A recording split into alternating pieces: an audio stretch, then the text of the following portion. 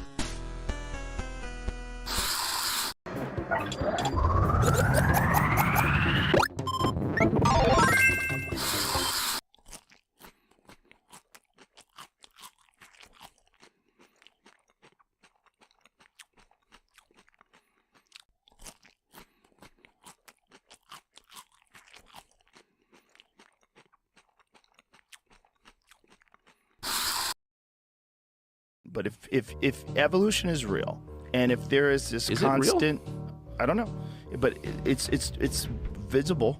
Like you can measure it in certain animals. You can measure adaptation. Yeah. But there's no evidence that in fact, I think we've kind of given up on the idea of evolution. The theory of evolution as articulated by Darwin is like kind of not true. Right? In what sense? Well, in the most basic sense, the idea that, all life emerged from a single cell organism and over time, and there would be a fossil record of that, and there's not. And there's not a fossil record of transitionary species, like species that are adapting to its environment. There's tons of record of adaptation, and you see it in your own life. I mean, I have a lot of dogs. I see adaptation in dogs, through the litter to litter. But no, there's no evidence at all that, zero, that, people, evolve seamlessly from a single cell amoeba. No, there's not. There's no chain in the fossil record of that at all. And that's why you don't actually hear people, you hear them make reference to evolution because the theory of adaptation is clearly, obviously true.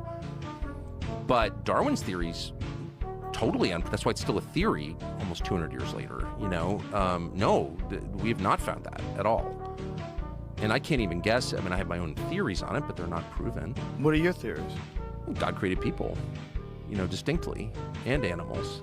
I mean, I think what every person on Earth thought until the mid-19th century, actually. Right, but it's not a new idea. They didn't have computers. They didn't have a general understanding that we have today of the process. Do you think we understand more now? Yes.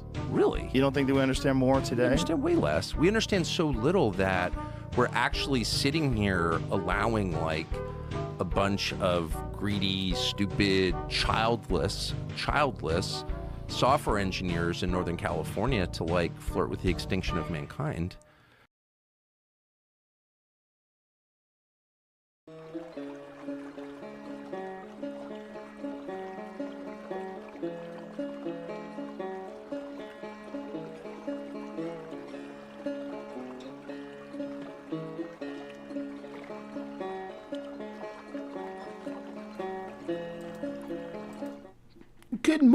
Good morning, my beauties and bees. It is I, your humble host, Bumblebee. Welcome to the show. It is Saturday. It is April 12th, 2025. It is 8:37 a.m. Mountain Time, which means it's 9:37 a.m. Central, 10:37 a.m. Eastern, and 7:37, nice and early for my Pacific Coast people here in the U.S. And of course, everyone else is it's later in the day over in the U.K. And I think what time is it in Australia there, Mark Reed? It's got to be late evening maybe. Anyhow, yeah.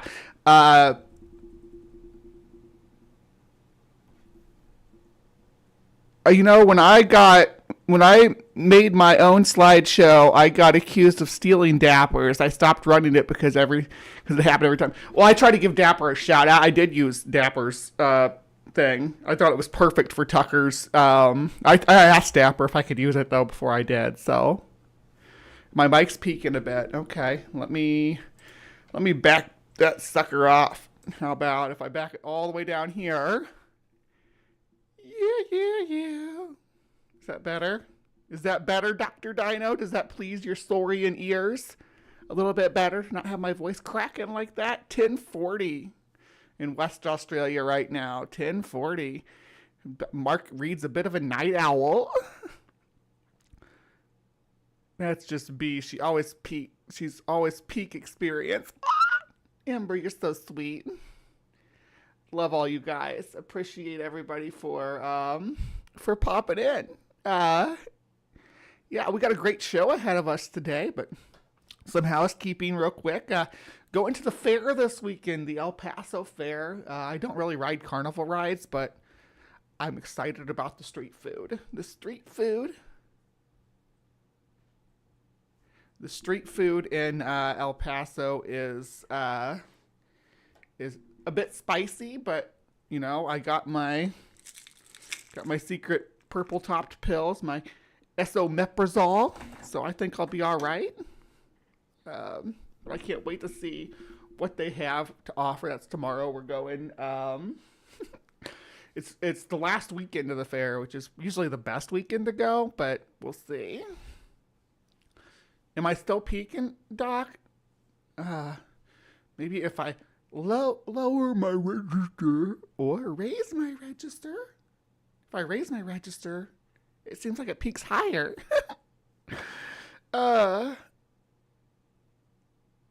Yeah. If you eat enough spicy food, you think you'll lose weight harder, huh? Yeah. Well, we'll see. But this week's been it's been like the start of summer here, I guess. Summer starts the beginning of April in El Paso.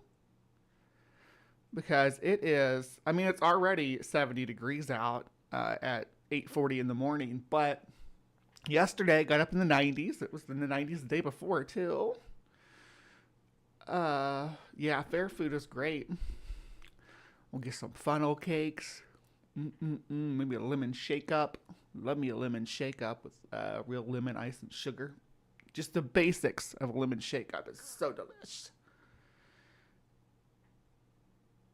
Send some street food to the needy, yeah? The needy needing some street food. I wish I had an oven. That way I could make a real good pizza with blackjack and hookers.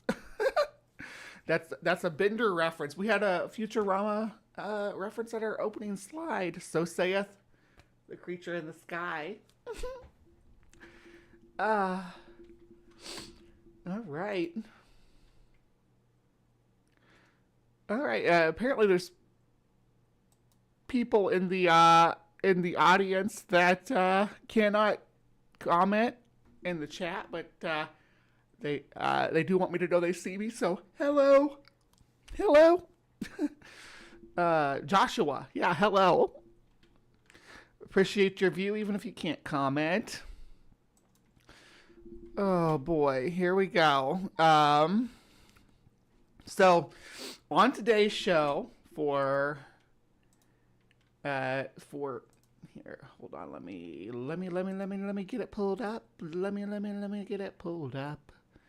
Open up in a new tab, and then we're gonna go to post, because we're gonna look at the polls. Polls are an important part of the show, and we're gonna use the Cryptic Corner screen, even though we're not at Cryptic Corner yet. But you'll just have to deal. You have to deal with it, because we're looking at how the polls turned out. So where are ya? No, we need Cryptic Chrome. There we are. Okay. We'll get it up there just a second. Not the treat stream. We want... yeah, that. All right, so first things first, on Cryptic Corner.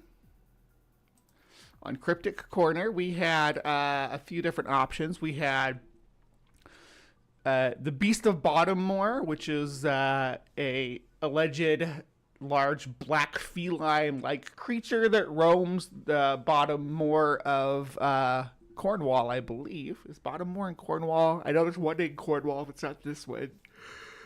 Oh, excuse me, but my brain's not firing on all pistons this morning. That's Spring Hill Jack, famous Victorian era cryptid or supernatural entity, depending on how you want to spin it.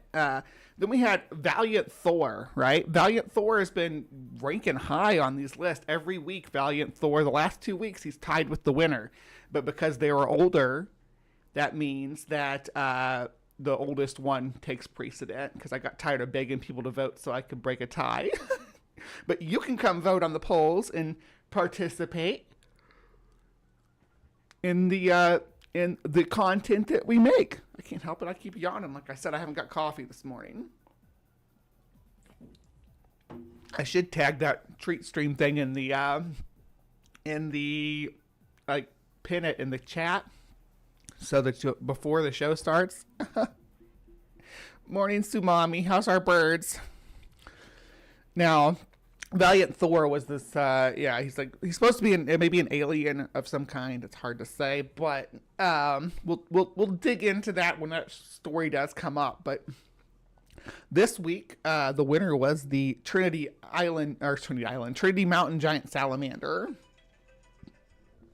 And we're about to jump into Cryptic Corner in just a second, but let me go ahead and scroll down here and show you guys what won on the Week in Weirdness. Okay.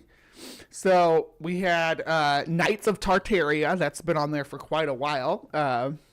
Maybe you guys don't like the Tartaria nonsense as much as I do, but I do. I do love some Tartaria. And then we had the Tunguska event. Specifically, it's ties to Nikolai Tesla, which did win, and is what we're covering later in the show today. Psychic surgery is still on the list, though. So if you're interested in watching grifters pretend to pull stones out of people's stomachs, we're going to cover that. It's very much like when we talked about the bulletproof charms and stuff. There's going to be a lot of nonsense to unravel. Trinity Islands after the sea levels rise, and it's in California, so maybe after the big one. Remember when they used to always talk about the big one back in the 80s and 90s going to hit California sometime in the next 25 years? It's going to turn it into an island. And then lastly, we had fart magic. Now, fart magic is going to come from Mind Unveiled, so you know it's going to get wild. But without further ado, you know what? Let's jump right into Cryptic Corner. I will see you beauties and bees right over there.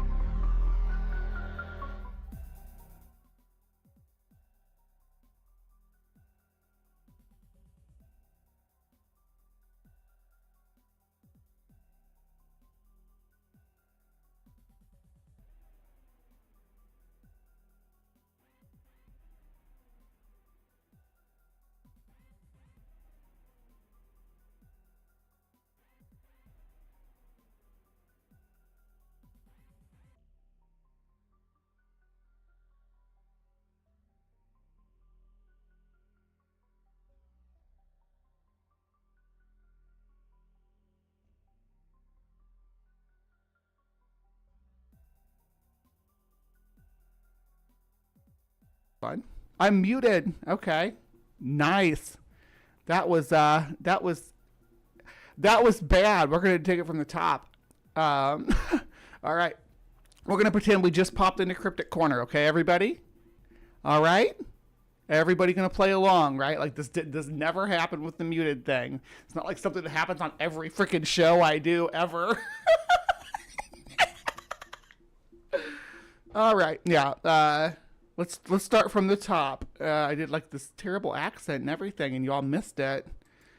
I said from the top, hello and welcome to Cryptic Corner, where we explore entities of the unexplained, supernatural, paranormal, and hidden, the mysterious, the alien, the accursed, and the forbidden. I'm your host, Miss Bumblebee, and today we are taking an adventure into the Trinity Alps. Where are the Trinity Alps? Well, when you think Alps, most people think of areas of Europe, but you know what? We're going to be on the other side of the Atlantic. Actually, maybe say the other side of the Pacific would be better because we're in California. We are visiting Cali today, and we're going to talk about some giant salamanders. So we're going to attack this from a couple of angles, but first we're going to hit it from a skeptical point of view, right? We got Lil Water Bill, who I've gotten over him using a name that's so similar to mine for his Cryptid Corner, because Cryptic Corner has been mine for years, but I'm cool with it because I like his content. But we're also going to look at some expeditions going out and looking for this sucker. So, yeah. And this channel is fairly skeptical about things, but not everybody's going to be skeptical about it. We got this Cryptid of the Corn folks, but they're just a podcast, which it was not great. I don't love it, but we'll deal with what we got. Actually, before we get into it, we'll just start. Okay. So, the Trinity Alps giant salamander. Let's go. Sifting through the many waterways of the region. If hiking alone and you choose to take a break near a stream at night, you may hear a groggy croak. When going to investigate, you may come face to face with a slimy menace at the end of your flashlight. A salamander. I'll be the slimy menace at the end of your flashlight. The size of a crocodile, potentially larger than any salamander in the world. Welcome to Cryptid Corner, a series all things cryptids, and today we are going to look into the Trinity Alps giant salamander. The Trinity Alps are a mountain range in northern California in Trinity and Siskiyou counties. The range is part of the climate. That's a pretty good map too. I'm getting an idea of where these things are being sighted. They do have a lot of overlap. Slimy menacing thing at the end of my flashlight. Oh, Mark. If it lasts more than 4 hours, I would call a doctor. Did he steal my name? I don't think so. Maybe, but I don't think so. I've been doing this a lot longer than him, though. I've been doing this since 2020. 5 years under my belt of Cryptic Corner. We should do a 5-year anniversary, and I guess it would be August is when I started. Mammoth Mountain system with the Californian coastal ranges to the west and the Cascade Range to the east. The Trinity Alps is best known for its scenic views and its distinct alpine wilderness. The Trinity Alps wilderness possesses the second highest number of conifer species in the world, mainly due to its geological location being nestled between the Mediterranean climate of the south and the rainy weather of the American northwestern coast.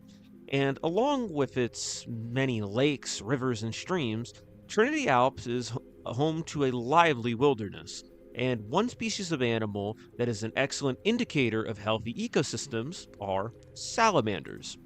And amphibians in general, yeah. We'll call it the Cryptoversary, and get all the chuds to tune in for financial advice on how to buy giant salamanders. Who wants to be a slimy menace? Let's see. I'm going to do a poll. Start a poll.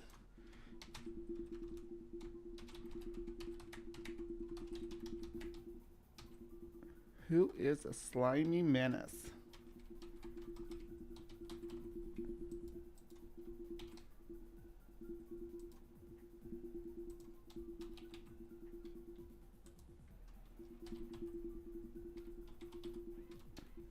All right.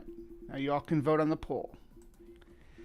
See who is a slimy menace really is. So cryptocurrency. There's actually, it's funny because Jason Fox just sent me a thing about crypto or cryptid currency, cryptid coins. Let me see if I can pull up a picture of it. It was funny. Jason, where are you? So I get spammed by all these dudes, and then I lose my actual conversations I'm interested in having. Yeah, but here we go. Yeah, hold on. I'll get them pulled up. I gotta minimize that.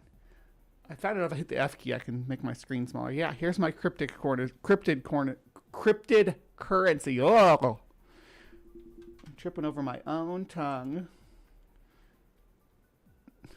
Look at all these slimy menaces. My chat is at least 50% slimy menaces and 44% Sumami being the slimy menace. So they know you, girl. All right, so that's, yeah, so there is cryptic currency. You got Bigfoot, Mothman, Chupacabra, and Nessie. But I digress. Let's continue on, shall we? And Trinity Alps is rife with salamanders, such as the rough-skinned newt, they are salamanders, long-toed salamanders, northwestern salamanders, Ensatina, and the coastal giant salamander. But according to local legend, there are said to be colossal salamanders living in the lakes of Trinity Alps that put all others to shame. The Trinity Alps giant salamanders are said to call the waters of the Trinity Alps wilderness home, living in streams similar to Chinese and Japanese giant salamanders, along with lakes and rivers in the region, and dwarfing all known native species.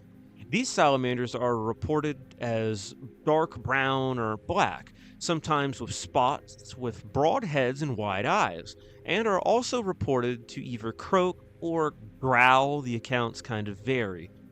Like many large salamander species, the size of these salamanders varies. So it looks like, are you all wanting slimy menace t-shirts? Is that a request? Two of my choices were the same. I'm only slimy when ovulating. Yes, you gotta be coated with that thin layer of mucus to attract the,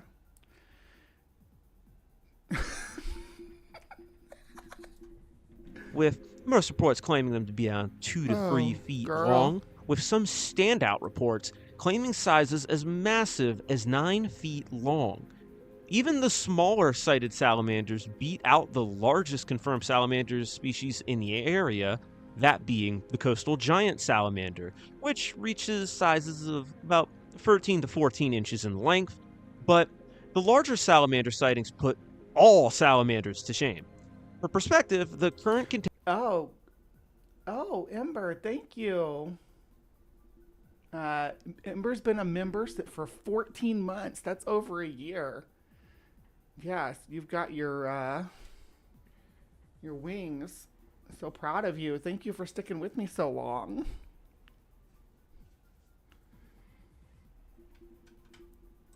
Contenders for the largest salamanders are the critically endangered Chinese giant salamander and the South China giant salamander, with both of them reaching lengths of up to 6 feet and weighing about 110 pounds. And the largest salamander of all time so far goes to the extinct Matthews giant salamander, which was endemic to the American West during the Miocene and is estimated to have reached a maximum of 7 feet and 7 inches in length. Who wants to have to see it like being? Oh, you know what it was? Oh shit, I know what it was. I had to turn this thing off. Hold on, because it was I found out what makes the volume go down, but now it's now it's no. Now it's doing the thing even worse because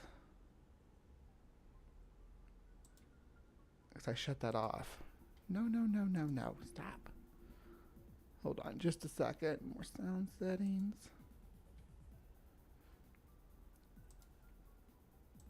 Because there's a thing I had to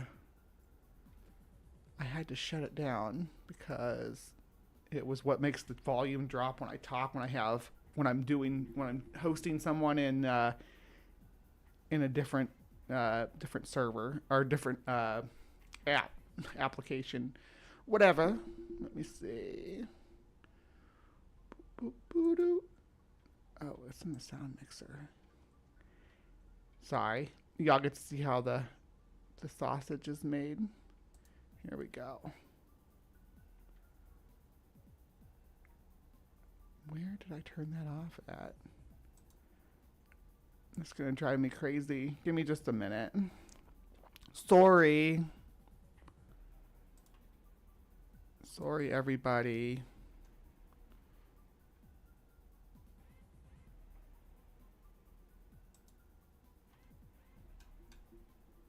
Do.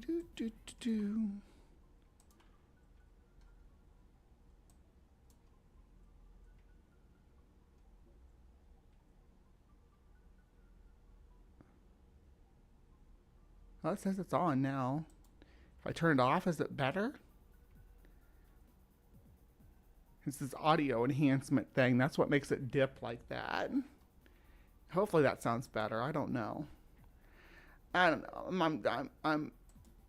annoyed, but that's okay. I get annoyed from time to time. Mammy Mander. Reports of the Trinity Alps salamanders at their maximum sizes are to be believed. They would easily be the largest salamanders of all time, at least what we know of. And speaking about those reports, let's get into a few.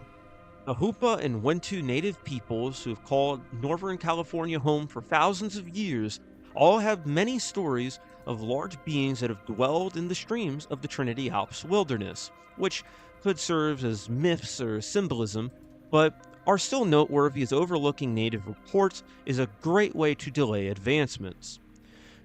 From the late 1800s into the early 1900s, if you're keeping up so far, it's basically like saying, hey, there's a West Coast hellbender, but at least some of the reports, 2 to 3 foot long salamander, which is believable, right? But we'll get into the gigantic sizes of this thing. We're talking like labyrinthodon callbacks as far as the size. If you don't know, like a labyrinthodon, Koolasuchus, there were these giant salamanders that lived up into the Jurassic, except for Koolasuchus, which lived until the Cretaceous, lived with dinosaurs, because it was down in Australia and Antarctica, Gondwanaland, where it was too cold for crocodiles to fill that niche, so they filled that niche instead. I love me some Koolasuchus.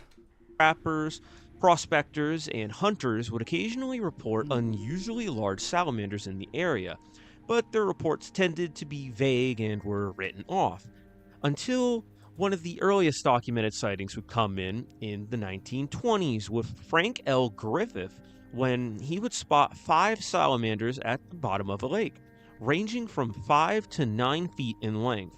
He would attempt to catch one with his fishing rod, and he would even hook one as well, but the salamander was far too strong, and he'd have to let go of the rod and would be ultimately mauled by the salamander. Griffith's story would catch the attention of biologist Thomas L. Rogers, who would make 4 attempts to find the giant salamanders, but with each attempt, he would end it in failure. Roger believed that the salamanders could have either been massive Pacific giant salamanders or relatives of the Chinese and Japanese giant salamanders. In 1939, a giant salamander fitting the description of the Trinity Alps giant salamander All right, would try be that. caught in the That should fix Sacramento it. River, and I should was not be even kept peeking as alive bad in now the either. fisherman's bathtub, and was in good Hopefully. health. Let me The know. salamander was about I fixed 25 the to noise 30 gate. inches in length, Let me and would let me clarify. I fixed the noise gate. Hopefully, it doesn't take up too much of the show. Me messing with my audio issues. I just changed it on Thursday. I'm so sick of audio issues. Maybe I just need to get a better microphone. I don't know. I've had this one for years. Nothing seems to be wrong with it. be observed by George C. Myers for nearly 30 minutes, who himself had Yeah, experience in Diplocalus handling was a- Japanese giant sea. Diplocalus was a big salamander too, about the size of a hellbender, but it had like a boomerang head. Yeah, I love all the weird giant salamanders. Let me know if the audio is better on that though, because I did. I just flipped that gate thing back on. I was messing with it earlier, but I was flipping the wrong one. Salamanders, and was briefly familiar with the Chinese species through photos. And he believed it to be one of those salamanders, but could not match it with either of the species due to differences in its coloration, entertaining the idea that it could even be a new species related to them, or I imagine trying to wrangle a giant salamander like you see them guys holding is probably like a lot like trying to handle a greased pig, or even a big fish for that matter. probably the hellbender, the largest salamander in North America, which is typically around the size and description of the specimen captured. Myers would publish his findings in 1951, and after this sighting, there would be a big ramp up in activity around these salamanders. In the mid-50s, an animal handler named Vern Hardin would report seeing a giant salamanders in a remote lake in Trinity Alps, and even reportedly caught one, and he'd end up releasing it because there was a snowstorm coming or something, and he apparently caught an 8-foot salamander, so that dude was probably either yoked as hell, or the salamander gave him it, or he's making it up. Claims like An 8-foot salamander, I'm going to need more evidence than someone's anecdotal story. And if you catch an 8-foot salamander, you don't let it go. You just broke a world record. I mean, obviously you want to try to keep it alive, but goodness gracious. like that of Hardin would catch the attention of Jesuit scholar, explorer, and naturalist Father Hubbard, who would set out on several expeditions with his brother, Captain John D. Hubbard, in the late 50s, with Hubbard even claiming to have established the existence of the salamanders in 1960, although no record of their expeditions exists, and it seems either made up or is... I looked for expedition information too on this. I do have some expeditions that took place, all of them within the last 5 years looking for this animal, but all came up goose egg too, as far as I can tell. lost media. Also in 1960, big year for these salamanders, mind you, several expeditions would be carried out in search of the giant salamanders, including Robert C. Stebbins of the University of California, Berkeley, Nathan Cohen of Modesto Junior College, Thomas Rogers, known for the 4 prior expeditions with the backing of Chico State College, and another independent search from Bigfoot hunter Tom Slick's Pacific Northwest Expedition Team. And there's a reason why all the Bigfoot hunters get caught up on this one, because this animal is also in the vicinity of Bluff Creek, which is, the famous Bigfoot location. So people will go out looking for the Bigfooters will go out looking for this particular cryptid while they're in the area of Bigfoot. So they kind of tether those two together. Who were told to keep an eye out for the giant salamander while looking for Bigfoot. And a side note, these guys really did not want to look for the salamander, and seemingly all they wanted to do was look for Bigfoot. Screw the big lizard crocodile, we're looking for Bigfoot here. This is some serious business. The expeditions all came back with nada, zilch, with Rogers' team being accompanied by 10 goofsters who would sometimes mistake logs in the water for salamanders, so He And probably like had the early reports of the Trinity Alps giant salamander had it like more like a crocodile on some occasions. What about old Mother Hubbard in the cupboard? If you catch an 8-foot salamander, you eat that son of a bitch and steal its powers, says John Fabiano. Well, that's one way to approach it. Hail Bigfoot. I had to trap and release a little skink on my parents' back porch the other day. It was so cute. My mom was freaking out. Aw.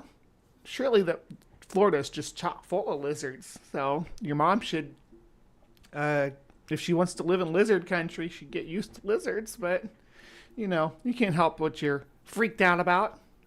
Oh, right. While you were looking for the thing that doesn't exist, keep an eye out for the other thing that doesn't exist. a really aggravating time.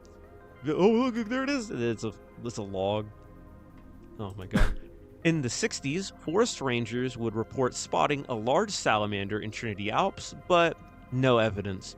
And the last expedition would be held kind of recently in 1997, led by Japanese-American writer Hayao Mizukami, when he would come back empty-handed, with any giant salamander slipping away from prying eyes.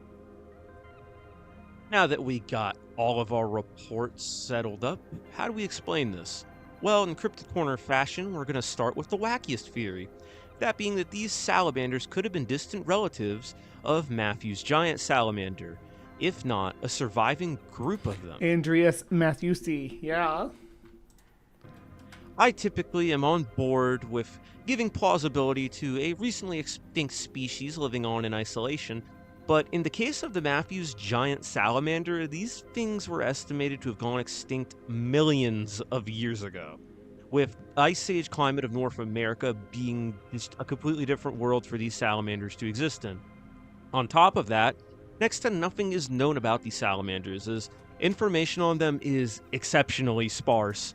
Okay, yeah, hold on. I want to check something here because we've only got 15 votes on the poll, but there's at least 23 of y'all watching right now. So I need more votes to find out who the slimy menaces are. It's basically 7% of y'all said I'm a slimy menace, which is true, at least certain nights of the week. But Sumami is definitely a slimy menace, as professed in the chat herself. And you yourself may indeed be a slimy menace, so you got to vote for that too. All right. And somebody's driving, huh? Who's driving? The mammoth is sad because he knows his salamander friends are going to die. Our salamander friend. I thought that was a salamander too at first, but it's just a rock. Maybe he's scared of the salamander. So, them surviving in a park in California, one of the most populated states in the Union, undetected, seems pretty unlikely, but I will say not impossible. Many theories are proposed. Oh, Al's driving. Good morning, Al. As to what the salamanders could have been by the many people searching Thank for you, them, with Rogers and Muck. Thank you, Rainbow. Yeah. I've been feeling very blonde lately, so I'm leaning into it.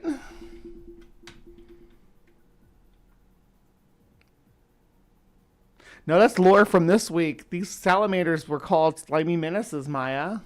That's what he called them at the beginning of the video. So we're just rolling with it. Myers both thinking that these could be relatives of the Asian giant salamanders, or just straight up either of the species living on in America. Matthew's giant salamander was a distant ancestor of the current Asian salamanders. So this It's better to say a distant cousin than an ancestor, but I'm not going to be too picky. And if you missed, speaking of ancestors, if you missed the direwolf coverage that I did with Grayson Hawk and Dr. Dino on Tuesday night, it was really fun. We crush those colossal direwolves, the nonsense that they were direwolves at all. They're 100% gray wolf, not a single trace of direwolf DNA in them. So no direwolf genes living on. The howls of these wolves, pups, are the howls of gray wolves. So just stop with the paleo propaganda. I get why they're doing it and why they need to sell the notion that they created dire wolves in order to get their investors on board. And they do, is good work that they're doing, like the work they'll do with Canis rufus, the red wolf, which is extremely endangered. So it's important to try to help them instead of trying to bring back some ice age distant cousin of wolves that you can't bring back with wolf DNA because they're not in the same genus. Could be an extension of the prior theory, but I want to focus on them, these salamanders being one or the other, the Japanese or the Chinese or the South China. A plausible explanation for them being either a Japanese or Chinese giant salamander could be someone who kept them as an exotic pet and released them into the wild once they got way too big to handle. The duration of the sightings could make sense as well, as salamanders can live as old as 60 years old, with some undocumented claims of Chinese giant salamanders living for 200 years. And the lakes and rivers of Trinity Alps are heaven for giant salamanders, with plenty of food and room to wiggle around in. Oh, sorry, right-handed Sith, you are absolutely right. Dire wolves would have had fur, not genes.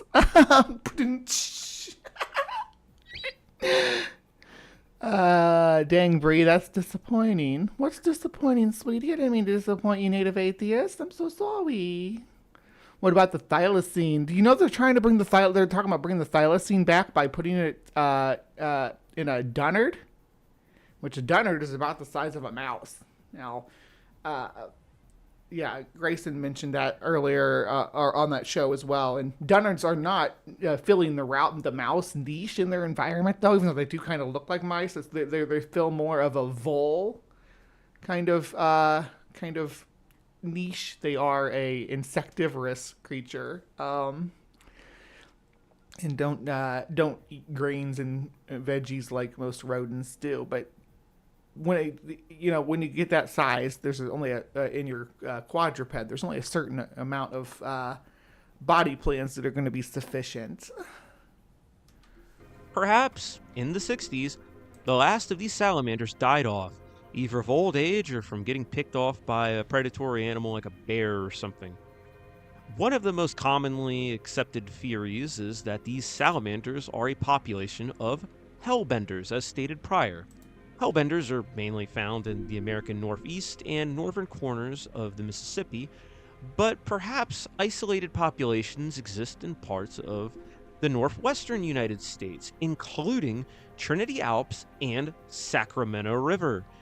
Regarding the Sacramento River salamander, I in particular believe this was a hellbender, given that size and the description nearly perfectly matched it. Myers did entertain the idea of the salamander being a new species, or perhaps one of the Asian salamanders, but with hellbenders, most people think, like, when you think of hellbenders, you think of Kentucky and Virginia, the Appalachia region, right? And maybe in the Carolinas a bit, but that middle Appalachia habitat. And yeah, they do come down to some of the tributaries off the Mississippi River and things, but they're most commonly associated with those fast cold waters of the Appalachian Mountains. Now, if you go look at the Trinity Alps in comparison, yeah, you're seeing a lot in common between cold, fast-moving water with lots of deep, still ponds here and there scattered throughout the habitat. So it does the West Coast doesn't necessarily not have a good environment for hellbenders or for other giant salamanders. It's just that there's no evidence that they live there. And the giant salamanders of Asia live in similar types of environments. It wasn't anything concrete. Cryptozoologists like to make that like set in stone that, oh, he hard, thought of that, but it was more of him just proposing the idea and playing with it. But he also gave weight to the Hellbender hypothesis. Perhaps the salamanders seen in Trinity Alps as well were Hellbenders, either a population that avoided humans or pet salamanders that were dumped in the lake when they got too big to take care of. Perhaps these salamanders reached massive... So, I should take offense to that slip. I'm a Sith, not a Jedi. Yeah, I'm more of a Sith, too. Hellbenders. So... Is that like an airbender? Yeah, except for they bend hellfire and they're salamanders. Better hellbenders than hellraisers. The box, you opened it, we come. Does not waste good suffering, right? But hellbenders are the largest North American amphibian, and they get pretty big. They get about 23 inches, I think, 22 or 23 inches. They're pretty large water puppies, but they're also highly endangered. So there's not a lot of them left, and it wouldn't surprise me if people hadn't, heard of them, but they are... Oh, what's going on here? Hold on. There we go. But they are the state amphibian of West Virginia, I believe. Someone's fact check me on that, but I would love for this to be. See, and this is one of the cryptids, right? That I feel like is kind of plausible to be as something that exists or existed until recent time. Ooh, hey, my unfinished journey. Good morning. Hail Nero, Hive Psi, and real scientific progress. Thank you. Don't make a fake dire wolf. Like and share the stream instead. Yes, don't make a fake dire wolf. That's just blah. That's just a blah thing to do. Sizes in the lakes, leading to them being exaggerated by people seeing them. After all, when people do see something big, they tend to exaggerate their size, especially when you're looking in it from the water, where getting an exact size estimate is always going to be a hard ask. And of course, you did say hard ask, not a hard ass. Just to be clear, I don't want anybody getting too excited, but the exaggeration of size, I can't think of any better example than great white sharks, because if you look at the Guinness Book of World Records, people see great white sharks or see sharks in the water and be like, oh, it's a 35-foot great white. There's never been a great white that's been recorded over 23 feet, but people will report that because humans are incredibly bad at estimating size, especially over a distance, and we do tend to exaggerate, especially when we get emotional about it, like when we're scared. When you see something that scares you or surprises you or takes you by, whoa, oh no, what's that? You're going to exaggerate the size. Like, I remember when I was a kid, we used to play in the creek down by my house, right? And there was a place where the creek spilled over over a rock ledge, and there was a big water pool underneath there, right? And there were some rocks, and there, curled up in the rock, was the snake that in my memory and in my mind was as big as a freaking anaconda. It was huge, and I remember it that way, but I was a little kid, and I know that I know what it was now. It was a northern water snake, and they don't get over 6 foot long, but in my head, this was like a 10-foot long snake that's as big around as a coffee can, which it really, really was not. I know it wasn't, but my memory built it that way because that's how my child mind perceived it. Trinity Alps salamanders could also have been a hoax. After all, if there were giant salamanders, there should have been some kind of sign of them being there, right? Obviously, they'd be a well-documented species, and I feel that'd also be a big draw to the park, which is why them being made up also makes sense. Come to our awesome park. There's giant salamanders. What better of a catch do you need than that? Look, in the end of the day, I feel like the Trinity Alps salamanders were hellbenders that were dumped as pets and whose size was greatly exaggerated. It feels like the rumors of them dragged out too long. As silly as it sounds, I would say a Chinese giant salamander over a hellbender were released pet because of California's strong Chinese influence, especially from the 1840s through the 1930s. There was a large immigration population moving from China to the West Coast, right? And they brought a lot of traditions like koi ponds and things like that over with them. It's not unheard of that they would have brought over some giant salamanders too. And in that case, a salamander, once it gets too big for its pool, will literally just get up and leave. Yeah. So if you keep a salamander in a koi pond, it may live there for years and years happily, but once it decides that there's not enough room for it anymore, it'll just climb out and mosey on away to find someplace bigger to live. That could happen. I'm not saying it couldn't have been a hellbender, but the thing about the hellbender is that, yeah, people could have taken them, but they were never like something people really kept as pets, and all giant salamanders are rare, but it just seems more plausible to me, I guess, that the culture that was prevalent on the West Coast would have been more likely to have introduced Asian species and we've been introducing Asian species to North America for centuries, so it's not anything new. But obviously, if this did happen, I don't think that there's any around anymore. They may have been a small population that was released into this water system. Maybe sometime at the beginning of the 19th or the end of the 19th or the early 20th century that led to these sightings. Can't be sure, though. Anyway, let him finish up. For them to just be a hoax with no basis. Hellbenders fit the description of the Trinity Alps salamanders pretty well, minus the 5 to 9 foot long cases, and match the Sacramento River one to a T. I feel the encounters just got exaggerated along the way, and somewhere along the line they either migrated out of Trinity Alps or were eaten by a bear or something, or they may still be in bodies of water that cover the Trinity Alps wilderness. Actually, looking into it, bears don't like eating salamanders. So, speaking of rodents of unusual size, I think that we did cover that recently. When was that? It's been a minute ago. Yeah, there we go. Episode 150.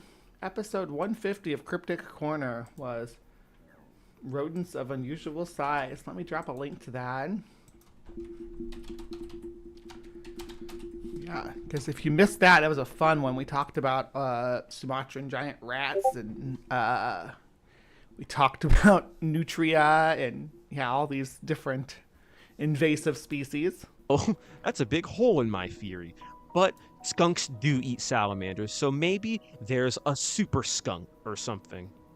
They eat salamanders. I mean, hey, it's just one massive cryptid skunk or a bear who just sucks it up and eats the salamanders, and we got a complete picture here. Jokes aside, though, the Trinity Alps giant salamander is an interesting cryptid, as even though it's just a giant salamander, even if true, it's plausible enough to have had several institutions fund expeditions to look for it, with people to this very day believing that it could still be there. And if the exaggerated claims are not exaggerations, dude, that's the biggest salamander ever. Just a big salamander doesn't cut it. Komodo dragon's a big lizard. Mm-hmm.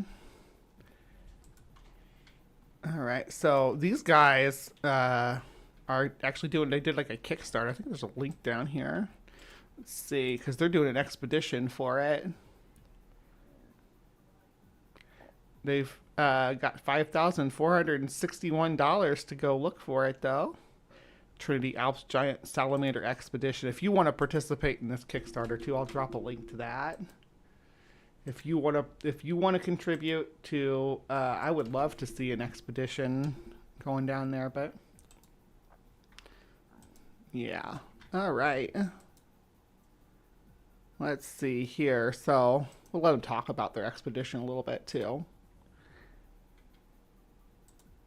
I love eating kids. These guys They have a long are the intro scientists thing. of What it is. So say it. And Shame. welcome back to Cryptids of the Corn podcast. I am the great and I like the name of this podcast though, Cryptids of the Corn. That's noise.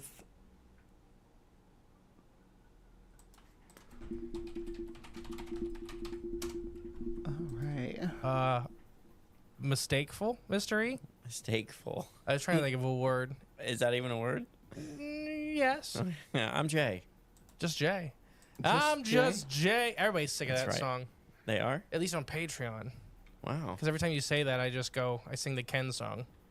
Oh, Speeding you that guys thing up a again. little bit Yeah. though. Oh, I'm just Ken. Still never heard it, besides when you sing it. I've never watched the movie or nothing like that. Oh, No, yeah, okay, so right. Yeah, what- right. Why are you so... I haven't. It's- There's that bro thing about not wanting to make you watch the Barbie movie. Get over it. It's a good movie. It's cultural commentary. So like, get over it. It's only in theaters. Yeah, I know you can pirate it. Got it like 3 copies on DVD over there in the room right beside us.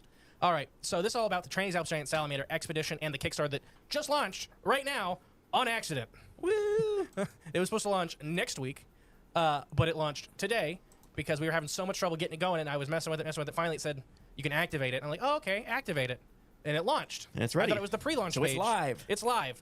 So I just want to kind of take a little bit of time and break down kind of what the money we're asking for, what it goes to, and that kind Yeah. of stuff. And there's all kinds of cool rewards, from metal salamander cutout signs to T-shirts to a data explanation live video if we get a specimen, all kinds of crazy stuff. But before we get into that part, basically the Trinity Alps Giant Salamander is a North American large salamander that's been seen since the 18. So I should have a honeybee latte on the way, which is my signature coffee drink for the show. It's from from a local place. Thank you. Appreciate you. 1800s all the way up into modern day in the Trinity Alps in Northern California. This animal makes biological sense. It gets some of the sightings have it up to 9 feet, which is not impossible for giant salamanders.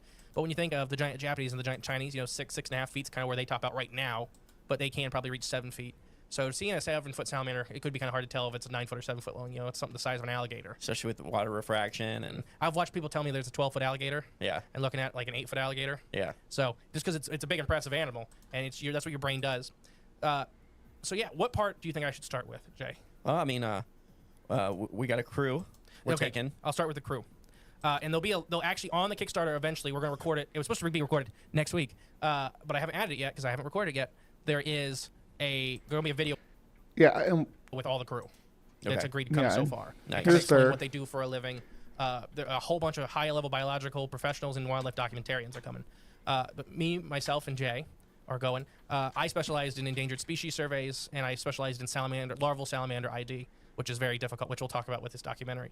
That's probably why the Trinity Alps Giant Salamander has still been avoided being captured on film or documented. David Pounders. you have to leave open the possibility that it doesn't exist, Jay. I mean, let's be blunt about it.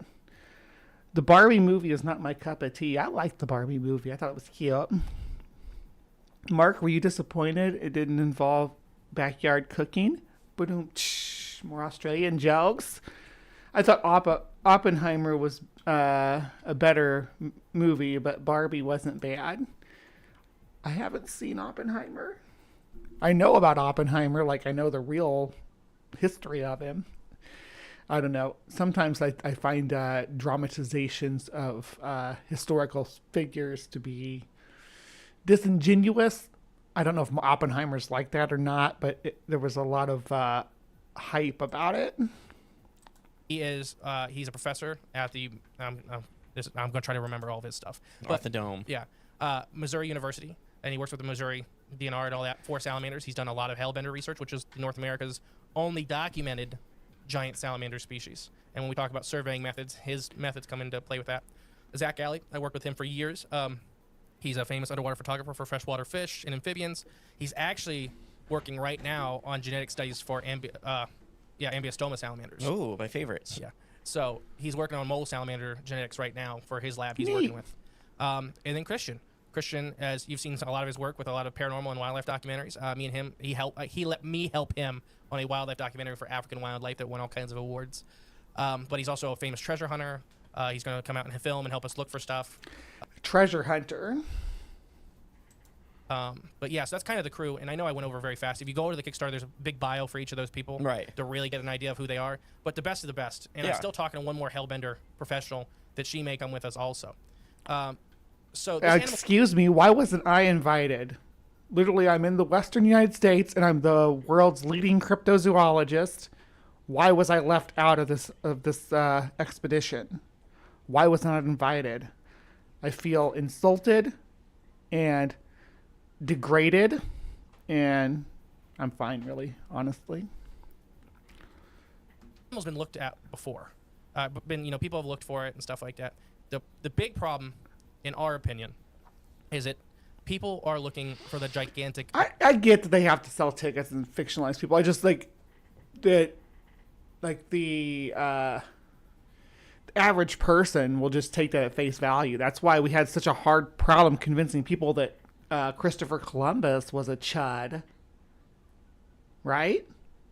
Because all of our lives we had this fictionalized. All of our lives have this fictionalized version of who this man was and what he did and his achievements, and it creates this false notion that he was some kind of hero for European colonization, when he was really just a vicious slave driver. Yeah, the average person is stupid. And then they get mad when you say, "Oh, that's not true about Christopher Columbus," and they're like, "Stop trying to rewrite history." It's like, no, we're trying to fix the history that was rewritten by white people. But I digress. That's not about salamanders. Adults. We're talking 6-7 foot salamanders, which there may be very few of now, especially with the habitat destruction that's going on. And they're very cryptic.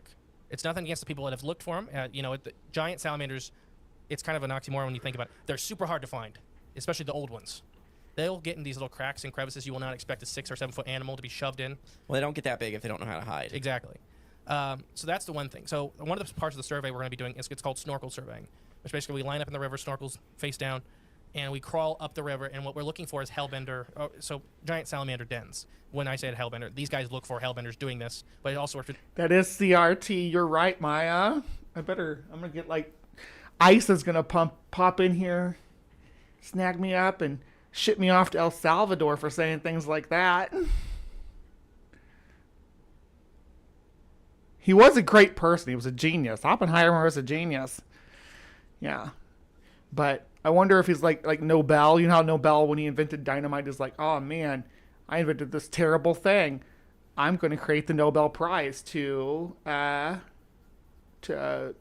basically seek retribution for it, to try to right my wrongs." It'd been nice to see something like that from Oppenheimer. Maybe.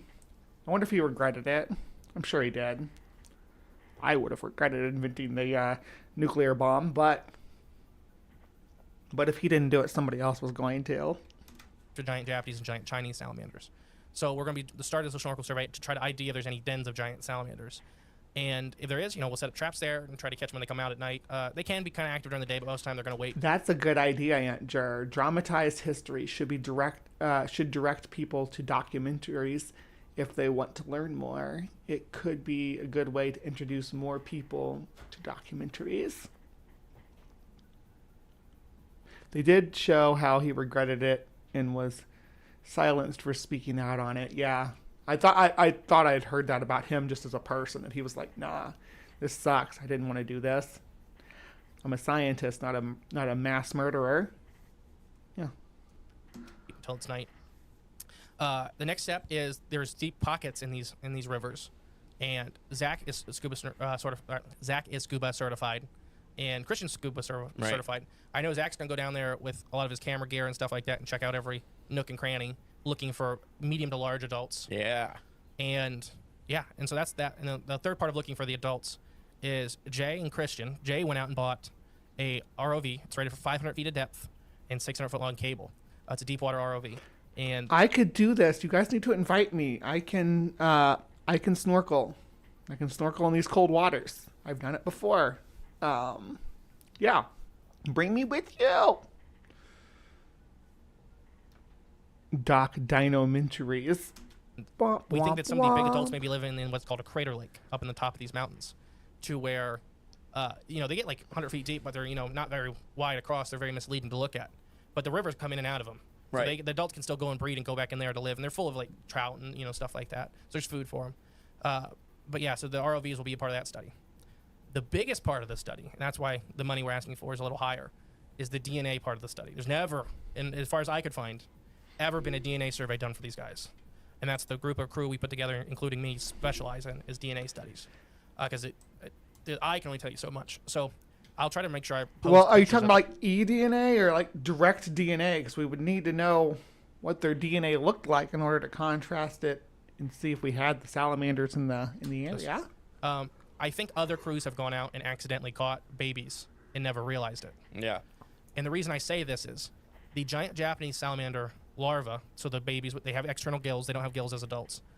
And another salamander out there is called the giant Pacific salamander, which they top out at 10, 12 inches. They look identical. Okay.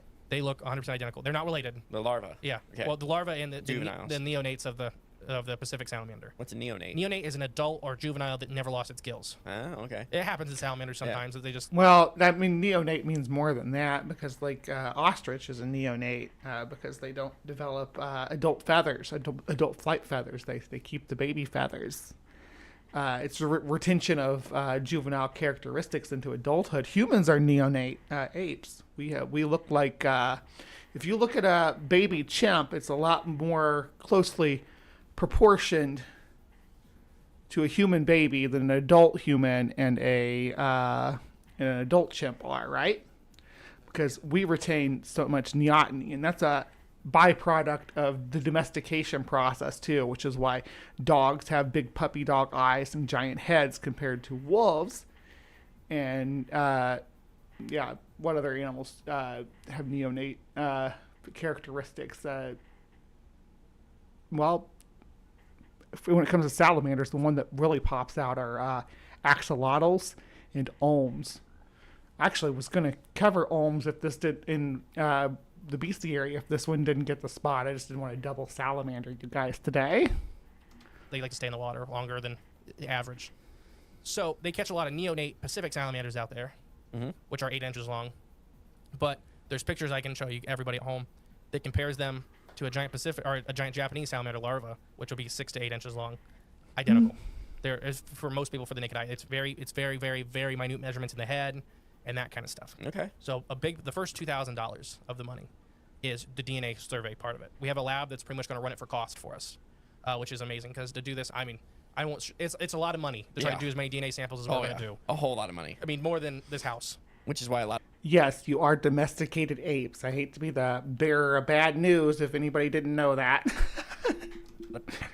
Things like this don't happen. They don't happen. So we got a lab that's already agreed, and it's because David and Zach have both extensively worked at this lab, and so they've scratched each other's backs and that kind of stuff. So this is a favor for those guys, and they're running them at cost for basically just the materials, the vials and stuff of liquid.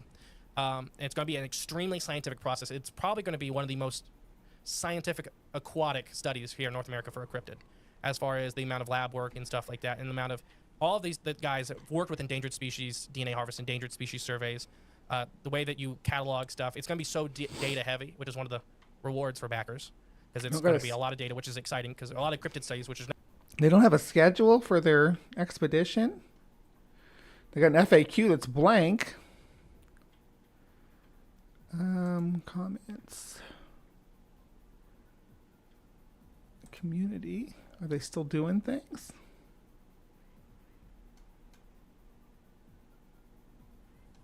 Are y'all still working on this, or did you drop it? I'm seriously curious, because they raised a whole bunch of money for it, and it's been a year. Have they got anything set? Expedition 2025. I guess we'll see what happens. We'll follow this, but Nothing against them, but there's not a lot of data.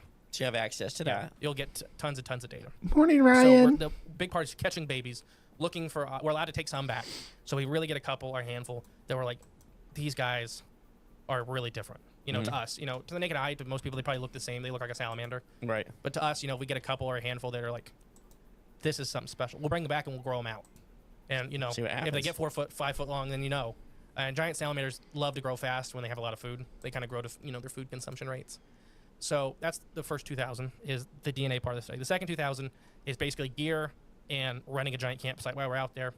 And then the third 2,000 is for travel and food. Right. The goal was a week. So what am I forgetting? I think you hit all the points for at least what we're raising the money for. I think what we'll do in a couple weeks, we're going to redo the Trinity Alps Giant Salamander episode. Okay. And really dissect it and pull it apart for the main show. Sounds good to me. Really, I know this is kind of an impromptu thing because I'll break it all down in one quick. I did forget something. Go ahead. Oh, I'll just say it's Crypts of the Corn combined with some of the top scientists in IDing, finding salamanders, and we're all getting together. We're driving across the country to the Trinity Alps in California. We're going to spend a week in the rivers and lakes up there with some of the best equipment we can get. And again, the best crew that can be assembled to find this salamander. And we're going to spend a week up there, and we are going to find this salamander. I want to go. Invite me, cryptids of the corn. I want to come with you to find salamanders. It sounds like so much fun. And we're going to bring it back to life, and we're going to get it endangered species protection. Thank you. That was the last thing I forgot. Why this is so important to happen right now is I do believe the Trinity Alps Giant Salamander still exists, but I do not think it'll exist in the next 2 or 3 decades. So save the salamanders. And this could be extended to various species of non-giant salamanders of the California mountains as well, because they are all suffering at the hands of industrialization. Captive Desk up in here stinging himself. Dave, get it together. They are literally, their area has been so remote for so long, and then in the recent decade, it's starting to be eaten up by industry of tourism, recreation, stuff like that. Their dams. Dams are the hardest thing for aquatic environments. The main lake that they were all originally seen is dammed up. Right. And that's actually after they dammed it is when they started seeing dead giant salamanders in the Sacramento River. And they were like, oh, somebody dumped a whole bunch of Japanese giant salamanders. And it's like, you don't understand. We can't transport a hellbender 100 miles. And you think somebody got one of these over on a boat? Yeah. Probably. Oh, yeah. From Japan? For sure. Yeah, definitely. Well, when they were smaller, yeah, I do. Like, we've imported lots of animals from Japan. I'm not sure why that's, or China. I would say China would probably be a better source for them, just based on where people were coming to California from at the beginning of the 19th century. But yeah. So, and at that time they weren't farmed. Right now they're commercially farmed. The giant Chinese salamanders are commercially farmed. So now you can actually, if you were in Asia, you can get them. But before that, they were, they were hyper endangered in the wild, red listed. Right. You can't find them. Right. But now they're, Well, they weren't red listed at the time that this would have allegedly been brought over, though. There wasn't even a red list back then. So this isn't only an adventure to go prove the existence of a cryptid. It is to save the existence of a cryptid. We're going to change history. I fully believe is probably on the verge of extinction in the next couple of There decades. you go. You stung Mark. If Mark. anybody's going to find the salamander, it's going to be this crew right here. I can't believe how much. I know why I'm excited. I just can't believe how much. You stung Mark, Dave. Hopefully he's not You allergic. get excited about this one. Well, I'm going to go. Anybody got an EpiPen? I hope. What do we see? A bear. Then I got these mitts. Take care of it. I got these mitts. So will you join us? Do you find our cause worthy? If so, bounce on over to our Kickstarter. It's the only link below this. Yes. It's the only one. As little as $1 or as much as you want. Anything will help us. As long as we reach our goal, we will find this salamander. And before we go, should I tell about the tiers? Some of the perks? Well, there's different perks and tiers, but I guess they can see all that once they're there. But I just want to do. There will be a live show for some of the, depending on what tier you get, to explain. You need to. It's for like it'll. If you want to get perks, bring me along. I can be a perk. I'll be like, yeah, if you all, if we get this many subscribers, then we will bring the world's foremost cryptozoologist with us on this expedition. Yeah, that could be a perk. Just be for you guys. Yeah. Whoever backs the thing to a certain level, it's all in there. But it'll be before we publish anything and all that kind of stuff. Early access to all the info we recover. And we get a live specimen, you guys get to see it first. Right. I have been the great and powerful mystery. And I've been Jay. Hopefully you guys can help us out. Even if you can't financially support it, please share it. Share. All right, guys. Bye. Hey, guys. Thank you for listening to Cryptic the Corn podcast. Remember, the best way to support the show is share it with Yeah, your there's been hellbenders in here, Robert. But if you are All craving... right, so that more was of the Cryptids of the Corn. And they're a podcast, but they cover a lot of the same kind of stuff I do, if you're into that. Obviously, they're less skeptical than I am, but most cryptozoologists are. I'm quite skeptical as a cryptozoologist, whereas a lot of them are just like, I want to believe, man. I want to believe. But I was there before when I was younger too. I wanted Bigfoot to be real. I wanted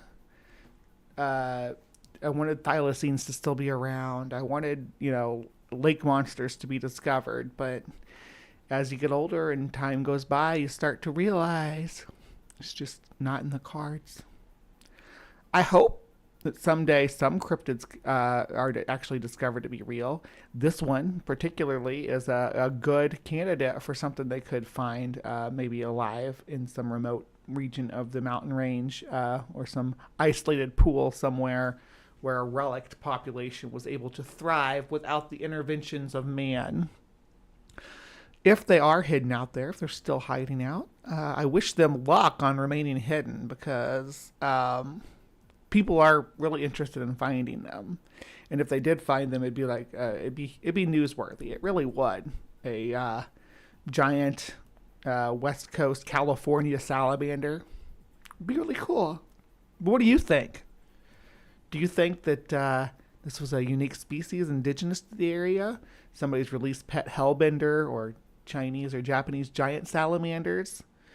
Do you think that they were there for a while and that they're gone now? Let me know in the comments down below. And please remember to be kind, take care, and we will see you next time. All right, beauties and bees, do not leave. Let me do the don't go. Don't go. We got more show to come. You're going to miss out on the Tunguska blast. And if you leave now, you don't want to miss that. You want to find out how paranormal it was? Stick around, because we're about to find out. I'm going to take an intermission, go see if my coffee has arrived. But there's more show to come, as Bugbot is alerting you in the side chat. So don't go anywhere. We're going to take a quick little break, and then I'll be back with you with this week's weird topic, which is the Tunguska blast, the Tunguska event, the Tunguska explosion, whatever you want to call it. That's where we're going to be. I'll see you back here in just a moment. Did the evolutionists just kill a pterodactyl? Or did they finally catch up to the creationists? Obviously, there's not going to be a ton of talk about these things. And the thing is, I do believe there was talk about these things. I believe if we study history, the Confederates were able to shoot pterodactyls, back in the Civil War. And they spread these things out. Anybody can look it up online. They spread these things out. And this is a historical fact. So, they spread this thing out, and it's got a huge wing length. And it's a pterodactyl they shot. So, of course, these things have been around. Now, they went extinct, obviously, slowly, but surely. And so, I don't believe that just because, at some point in time, coming from your perspective, that, just because they stopped talking about it means that they never saw it, when we have all this evidence that they've seen it. Hello, my name is John Pendleton, and I'm speaking to you from Zacatecas, Mexico, center of Mexico. And today I'm going to tell you of my project to attract and capture a real living pterodactyl dinosaur. But to the Christian, it makes common sense. Of course, there could be a few still alive. That's the first sighting I've heard of in Fort Worth, Texas. I've heard of them in Arizona. A friend of mine knows where some of them live, and he's going to go catch them and put them in a dinosaur adventure land he's going to build. And I can't reveal the details yet. They're a form of what people call them pterodactyl. But if you consider them descended from some type of ramphorhynchoid pterosaur,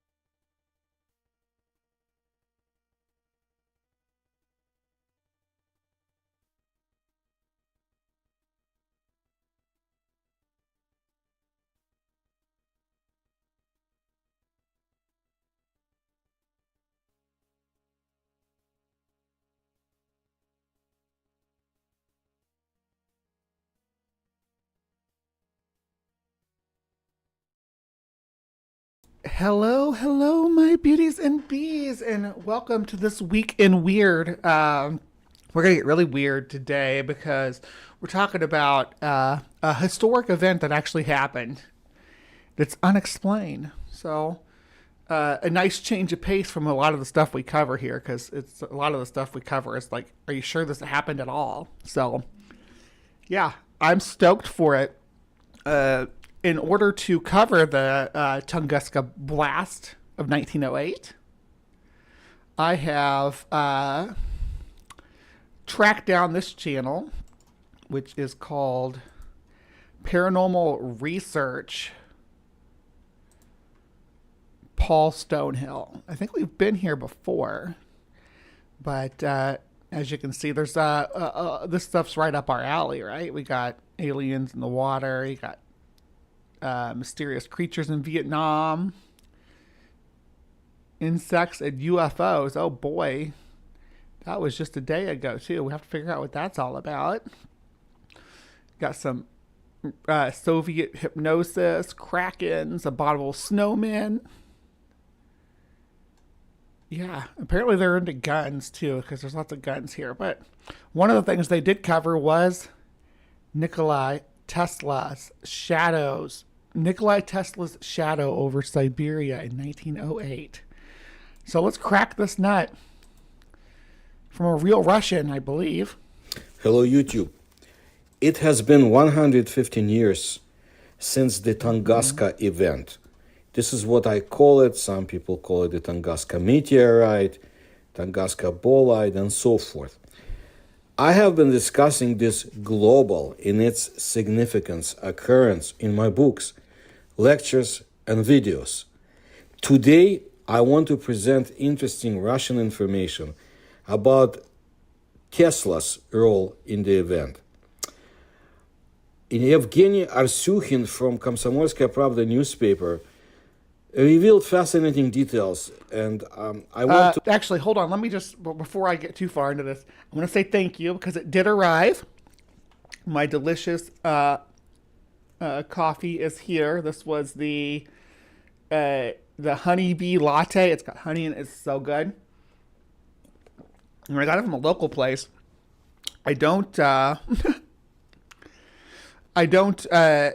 sponsor this place, but maybe I should, because it's called the Hive Java Lounge here in El Paso. So fuel your day with a buzzworthy bite. I could totally be your spokesperson. My whole channel's bee themed. Thank you so much, Aunt Jer, for delivering on that delicious treat.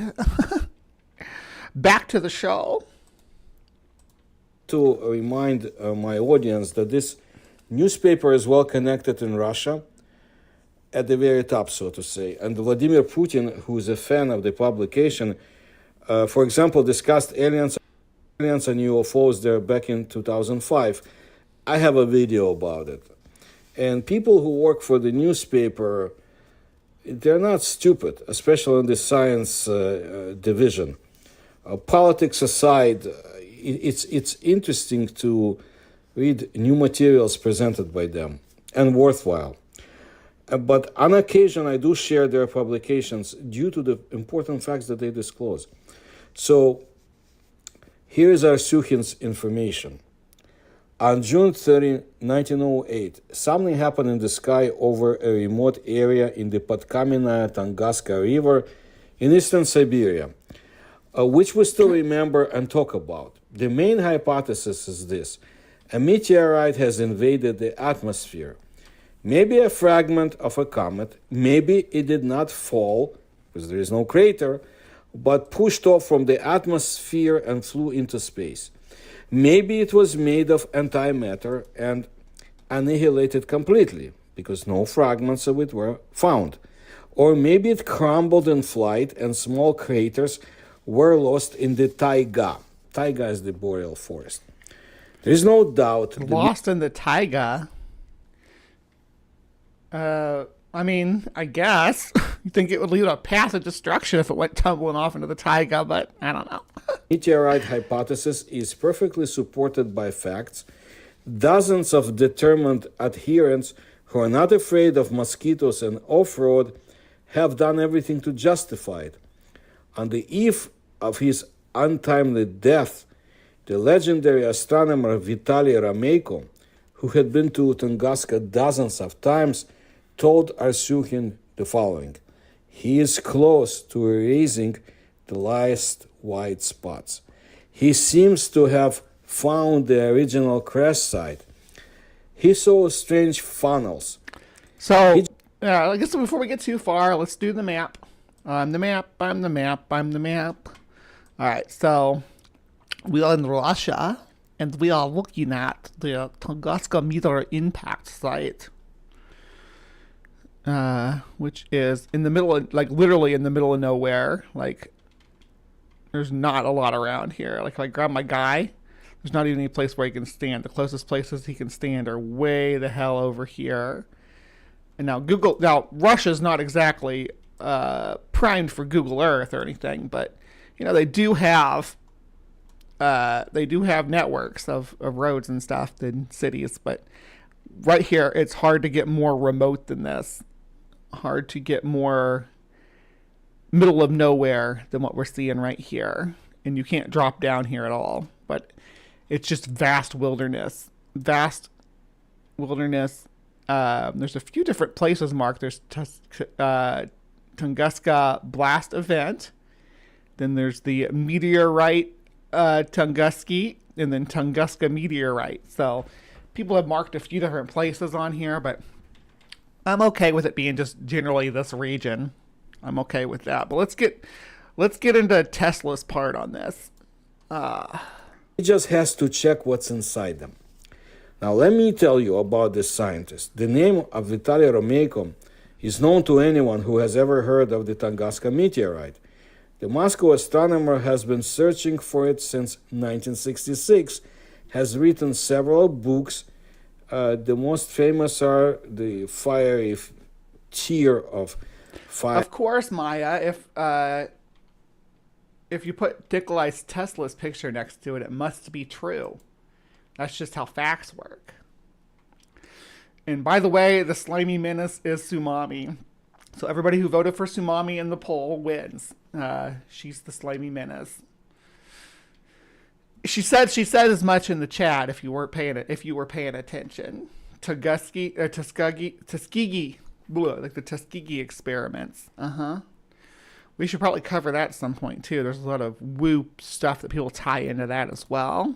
Tone and the Tunguska meteorite, myths and reality, and had worldwide fame as one of their main experts on this phenomenon. He was 75 years old, but he looked 20 years younger and was so active and easygoing that sometimes suspicion crept in. He had long found the Tunguska meteorite and annually comes to the taiga near Vanavara not to search for it, but to feed on its energy. In addition to the Krasnoyarsk forests, he adored the Crimean mountains and annually visited there with hikes.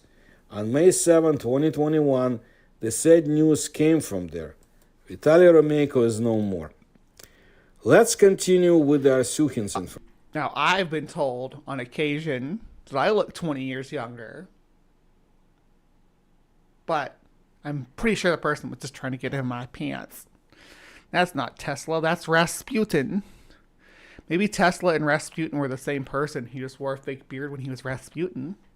Did anybody ever see Rasputin and Tesla in the same place at the same time? Huh? Information. Yeah? The man who knew these places as his native street, that is Rameyko, is no more. And the questions remained. Where is the substance anyway? Those granules that were found back in the 1980s, are they or do they have nothing to do with the Tunguska body? Where is the crater anyway? Why did the sky over Europe and the north of Russia glow not only after the fall, but also a few days before it? Why do eyewitness accounts differ? It is not surprising that scientists continue to search, and in true science, as always must be, alternative hypotheses are being born. Otherwise, it's not science. One such hypothesis states there was no meteorite, and there was an electrical breakdown, short circuit, but just not between the wires, but between the Earth and the ionosphere, a charged layer at an altitude of over 100 kilometers. And it was unwittingly provoked by the experiments of the famous inventor Nikola Tesla. There it is. There it is. Obviously, Nikola Tesla created the Tunguska blast with a death ray. Is there at least a grain of truth here? Let's figure it out. The story begins in 1899, a few years before the Tunguska event. Revered inventor Nikola Tesla begins to freak out, so to say. He intends to transmit energy wirelessly through the Earth. The Earth, he believes, will resonate like a drum, receiving and giving off gigantic streams of electric force. In any place, you just... If there's any confusion in the Hive here, I want to clarify that any supernatural or paranormal or super science stuff that took place within the confines of Tesla's lifetime, whether he was a baby or still old, was directly linked to him, right? Every single one of them. And everything that's been invented or innovated since then is linked to him too. Like that's how the bro dudes like to sell it. That's how the Elon Musk simps like to spin the Tesla legacy. Tesla was a brilliant man, great inventor. We talked about Oppenheimer earlier. Tesla's right up there with Oppenheimer, probably a little bit above Oppenheimer. He was taken advantage of by contracts with Edison, and he did die in poverty. But it does not mean that everything he did was like next level magical. It's just not the way that reality works. Oh, sorry. Robert Madewell. Yes, Tesla was magic. Okay. Well, I stand corrected. The sins of Tesla. Stick a wire into the soil, hang the other one higher, and everything works. The scientist conducted his experiments in the town of Colorado Springs. He was there by accident. There was a power plant in town. There was equipment on it that Tesla had designed, and something was constantly breaking. So they told him, come, live here, fix it, and use this station as your own. We have few consumers. At night, so no one at all, I guess, would see him. A friend, Leonard Curtis, very conveniently provided money. That's how it turned out. The money was spent on equipment, and station worked only for Tesla at night. The inventor built a shed. Above it, a tall mast, which was crowned by a sphere. Locals said that the ball was surrounded by a blue glow. Sometimes the grass sparkled right under people's feet. Tesla was seen walking 30 kilometers from his shed and lighting light bulbs, just putting them to the ground. The truth cannot be distinguished from fiction. The villagers considered... Oh my goodness. So yeah, the Tesla death ray... The undying appeal of let's look at this real quick. There's a little article on it. But it was just giant electrodes. I don't know if calling it a death ray is accurate. It's a lightning machine, basically. Yeah. Tesla, a strange professor, and spun tall tales. He himself claimed in an interview that he had made contact with Mars and kept the original laboratory journals secret. However, we know the day when Tesla was illuminated by foresight. We know this from his own diaries. July 3rd, 1899. Oh, it's going to show the same picture I found. So, yeah, this is the death ray. It's not... Perhaps it was a fateful day. Yes, I just made like random noises there, just to be clear. So there's no confusion. Oh, what'd you say, Bree? No, I was making noises. Those reindeer herders who were scattered along with their deer by the Tunguska explosion. Tesla said that he sees his future inventions immediately and physically. They just hang in the air in front of him, as if woven from some kind of fire. With the power of thought. Because Tesla was channeling innovation somehow. One man's death ray is another man's life ray. You could be right. He can revive a vision, make it move, can touch a virtual image, change something. These controlled hallucinations served the same purpose as computer models do now. So Arsuchin had no doubt that Tesla saw the machine that may have generated the Tunguska explosion at the same time, ready in its entirety. It was... Did he, though? Did he? Did he? The 3rd of July, a date I will never forget, when I received the first convincing experimental proof of a truth of great importance for the progress of mankind. A thick mass of highly charged clouds gathered in the west, and a strong storm broke out in the evening. I was ready. That was from the diary of Nikola Tesla. Just that, Tesla suddenly heard the radio signals from the lightning fade, then amplify again. They shouldn't behave like that. Lightning's calculation right in the mind. The wave that comes from lightning is not the one that Maxwell predicted and Hertz discovered. It spreads longitudinally. What? Such waves can... Can somebody translate that for me? I didn't understand it. It spreads longitudinally, so it's not like lightning. Does lightning not spread longitudinally? Is that a thing? I had never heard that before. Someone clarify. Someone clarify that for me.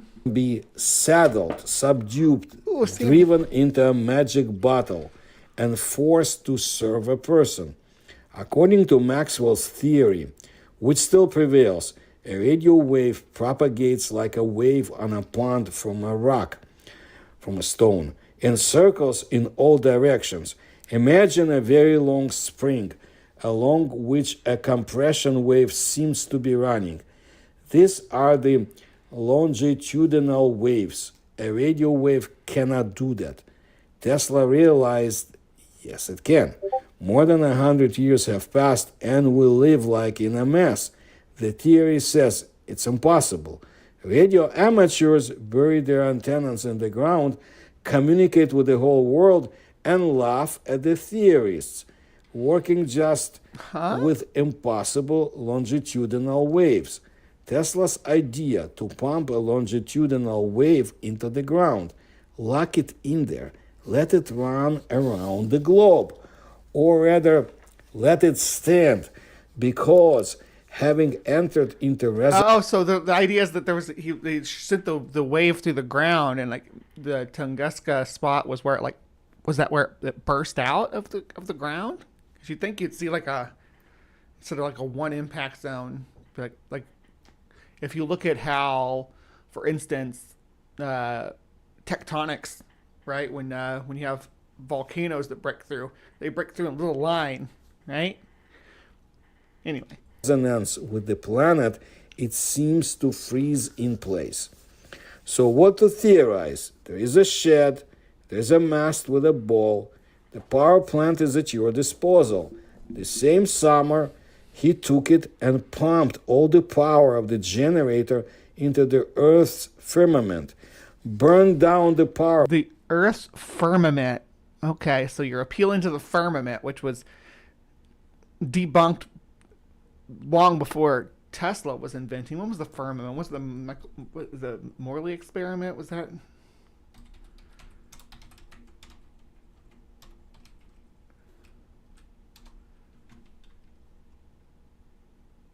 Yeah, it's like the aether.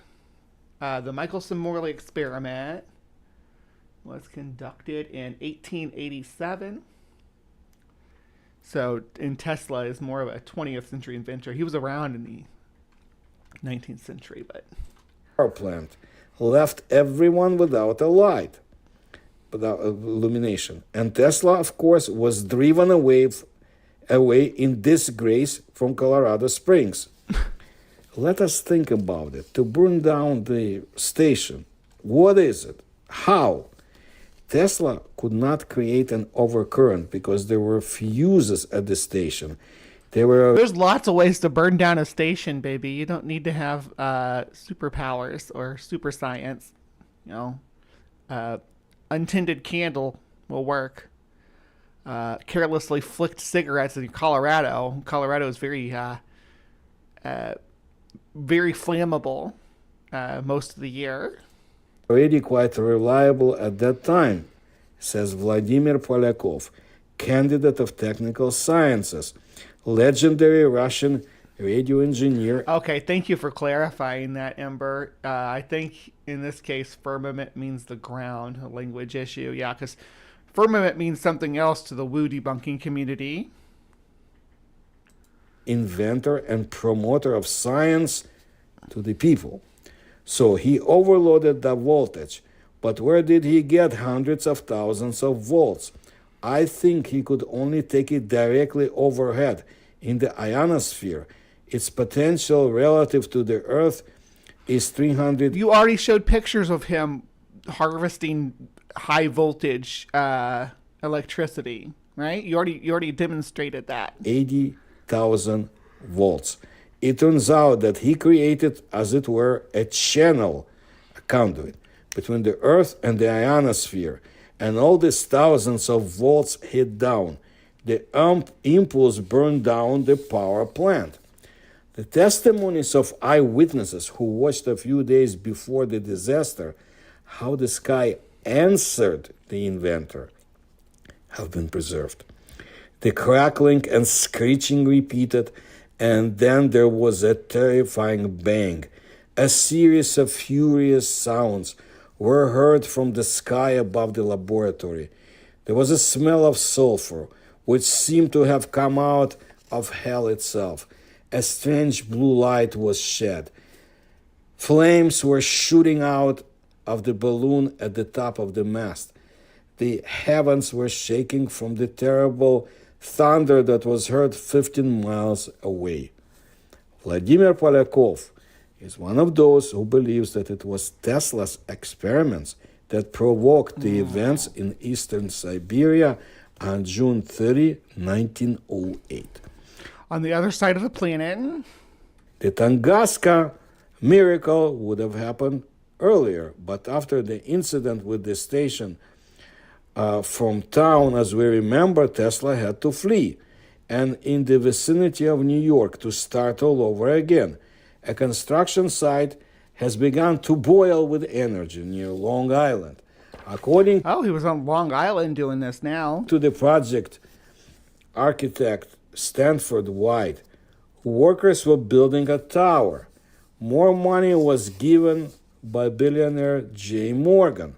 Morgan needed a conduit, a connection across the Atlantic. The experiments of Marconi, the inventor of radio, according to the West, did not convince him. And indeed, as we know today, Marconi simply falsified his first demonstrations. But Tesla was not interested in all this. From the tower, he was going to transmit not dots and dashes, but energy. He took Morgan's money, but hid his plans from him. In 1904. Yeah, that shady dealing scientist hiding his intentions to create giant explosions on the other side of the planet. The contract with Morgan ended. It was time to give a report. Tesla admitted that he spent the money on something else. There was a scandal, says Vladimir Polyakov. Financiers, innovators urgently called a meeting. We don't know the details, but Morgan himself and the Copper King Bernard Baruch were definitely there. It was reported to them, Tesla is almost ready to transfer energy. So here's what came from Baruch immediately. And where should I put my wires? And someone from the audience said, And where, excuse me, should I put the electric meter? The project was hacked down. Tesla was thrown out from the high society. Look, just now they wanted to marry him to the daughter of billionaire John Astor IV, and now he can't even be published in the scientific press and appear at receptions. Tesla became depressed. I think Dr. Doofenshmirtz did it, says D. Yeah, that's possible. It wouldn't have been called it'd be called the Tunguskanator, wouldn't it? If Dr. Doofenshmirtz made it. Behold the Tunguskanator. Later, remembering these years, he admits he survived only thanks to the heaven in his family. Everybody was healthy and long-lived. Morgan did try to hire Tesla for the transatlantic transmission system, offered him $5.6 million in today's cash to do so. Yeah. Earned money by patents. Tesla understands that in order to rehabilitate himself. Hey, Cosmic Kyle's here. Yay. Hello, Kyle. He needs to thunder, so to say. Marconi is a national hero, a favorite of the press, caressed by financiers. Tesla urgently needed a demonstration that will overshadow the parvenu and put everything in its place. And it is very convenient that the tower is not being taken away yet. Longtime business partner George Westinghouse settled with Tesla's creditors, took the tower for himself, and has not yet driven the inventor out of there. From 1904 to 1908, there was a dark period in Tesla's life, according to Vladimir Polyakov, but he definitely spent all the time in the tower. I noticed that he corresponded, for example, with the scientific journalist Katherine Johnson from the tower. So he was working. A year before the break with Morgan in 1903, Tesla lit up the sky over the Atlantic. Man-made aurora was seen throughout the north of the United States and in Canada. The tower was clearly more powerful than the one... Yes, it was a power tower. It was like Barra-Dur. Way more powerful than Orn think. ...in Colorado Springs, according to Polyakov. At the beginning of the fateful 1908, Tesla was allegedly seen in a public library. He ordered maps of eastern Siberia. A few days before June 30, he turned on the equipment, gradually increased the power. The sky was burning over Europe. The glow was mistaken for silvery clouds, but it wasn't them. The newspapers wrote that some fireballs appeared on the northern side of the sky, a test of strength. On June 30, everything happened. Tesla begins to saturate the air over New York with ions. They should play the role of a conduit between heaven and earth. At high altitudes, the wind blows from west to east. The speed is 500 meters per second. The ion cloud needs 3 to 4 hours to get to the Podkamennaya. The ion cloud. Tunguska. Wow. A quick glance at the map. Yes.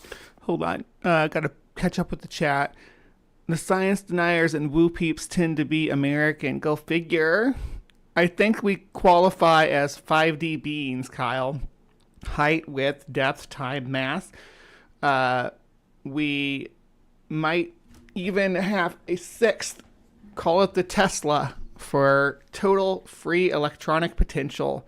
Tower of power. Amber, darn it. I read it while taking a drink and snorted. Oh, you choked Kyle? The winds go exactly like that. The gunpowder scattered over Long Island has already been delivered to the place. But in order for the ions to work as a conduit, they must be built from the bottom up. How to do it if you are in America and you want to blow up the sky over Siberia? Tesla is waiting for the X hour. The sun is setting in New York. At the same time, it rises above the Podkamennaya Tunguska. The megapolis and taiga were connected by the dividing line of day and night. On this line, the ionosphere seems to create a step 30 kilometers high. Energy spreads along it. What is the ionosphere? I'm not disputing that the ionosphere is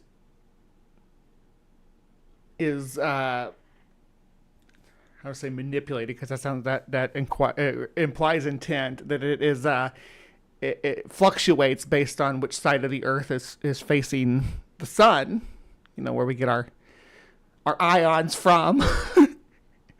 So is that true about the ionosphere?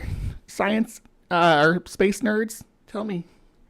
Perfectly, as if through a chute, Polyakov explains. There was a tiny nuance. You have to make sure that the fuse that you bring to an imaginary gun over New York does not explode somewhere along the day-night line, but over the Tunguska, where a cloud of ions is already waiting for it. So how to achieve it? The wavelength, says Polyakov. Tesla did not advertise the perimeters of his installation, but Polyakov managed to establish it radiated at a frequency of one. What if it was a tachyon pulse from people in the future trying to figure out what happened in Tunguska? Infinite loop. 1 kilohertz, and the wavelength, therefore, was 300 kilometers. It turned out that the energy sent step by step from New York created points of strength, nodes of tension, in increments of 300 kilometers. You have already guessed, from the Tesla tower to the point of explosion, an integer number of 300 kilometers fits. But the situation over the Tunguska was even more dramatic, since the waves that Tesla emitted went in slightly different ways along the Earth and along the ionosphere. There are points where they gathered in the opposite phase. Such a point is the place of the Tunguska explosion. Overhead is a powerful plus. The Earth is charged with a powerful minus. A powerful plus. At this terrible moment, a cloud of ions approaches. So the ions in the atmosphere are the positive, and the Earth is the negative. The crash site. Near New York, a standing wave generator turns on. The ions obeying the impulse lined up in a vertical line. The job is done.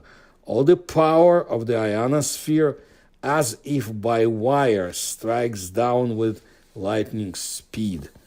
It is important to understand, Tesla did not pump the ionosphere with energy. It's like SPC 2935, multiple identical timelines. SPCs are fun. RSCPs are fun. There is an ionosphere phenomenon called the gray line, which follows the Earth's terminator around as the switch from day to night causes shifts in the layer size if it can interfere with radio. Assuming it has been there before by nature. He did something worse. He discharged the entire potential, the entire ionosphere of the planet at one point. I calculated this is equivalent to the explosion of a rather big atomic bomb, says Polyakov, and should look like a fireball flying down, resembling a bolide, a large meteorite. But it's not meteorite, of course. It turns out that Tesla instantly destroyed the planetary electric balance. Fortunately, this did not have serious consequences, according. Tesla destroyed the Earth's electronic balance. You could have destroyed the whole world, Doofenshmirtz. According to Polyakov, the ionosphere restores its charge in about half a day. Let's look at the strength and weaknesses of this hypothesis. The weakest side, Tesla did not take responsibility for the Tunguska explosion. There are not even you don't say indirect hints in the diaries like I did it. No one saw him reading the newspapers about the events in Siberia, leaning back in horror. However, here's a nuance. Even Russian newspapers reported about the explosion in the wilderness with a huge delay. And the first expedition came there after the Russian Revolution. Well, I mean, on a relative time scale, all SCPs could be considered new. For an old bitch like me, they're all new. It's all newfangled SCP, creepypastas, and yeah, I have a. Sometimes I struggle as a boomer-brained millennial to parse actual people spreading false folklore and people just telling SCP and creepypasta stories. So the struggle is real for me. Paradox. Tesla at the moment could not have known what he had done. And later, one of his interviews is quoted from article to article where Tesla says he created a superpower, but humanity is not ready. That's why he hid everything.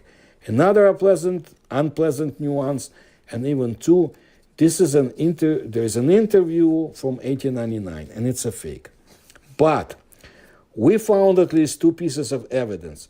This is a 1915 interview and Tesla's speech on the occasion. Oh, they're going to try to link him saying that he discovered the secret energy source, but humanity wasn't ready to causing this event. I guess that makes sense. Of the presentation of the Edison Medal on May 18, 1917. In 1915, Tesla admitted it is absolutely possible to transmit electrical energy without wires and produce destructive actions at a distance. I have already built a wireless transmitter that made this possible, but inevitably it can be used to destroy property and life.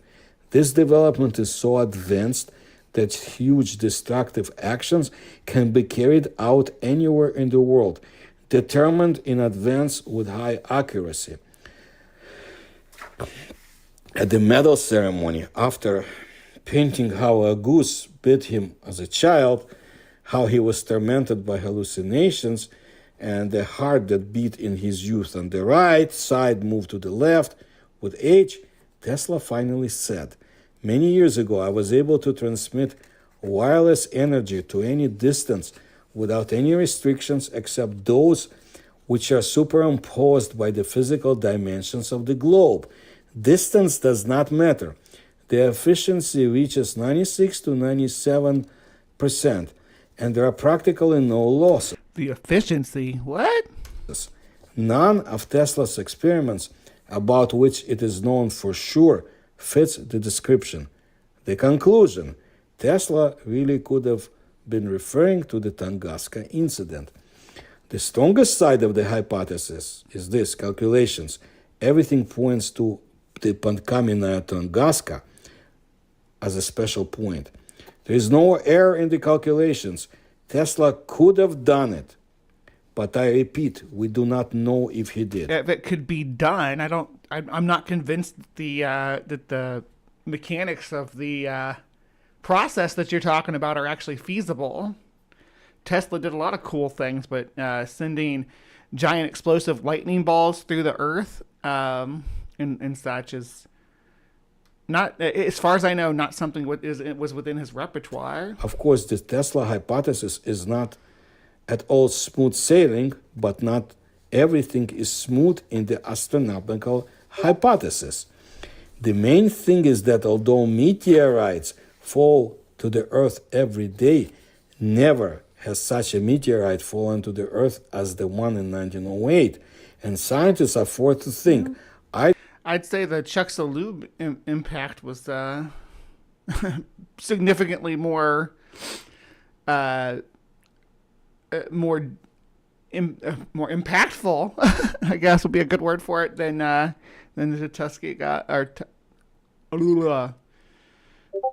Tunguska blast. Either the Tunguska meteorites is. Now, I said Chicxulub and Tunguska in the same sentence. That was hard on my tongue. I have a very stupid tongue.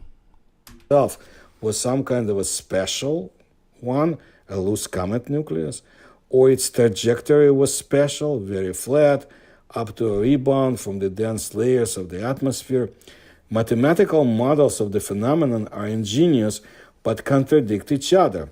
Strange events before and after the fall are carefully distributed on safe shelves, so to say. This is the aurora borealis, these are the silvery clouds, and this is just a newspaper fake story.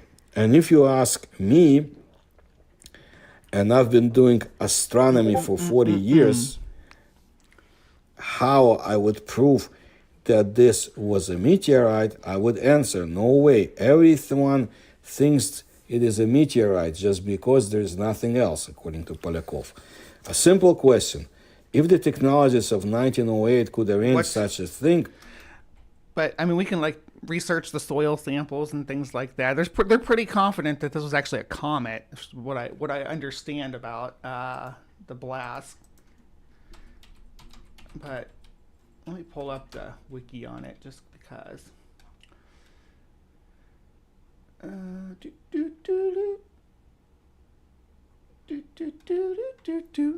Yeah, this is almost done now. Got 3 minutes left. Why did no one repeat it?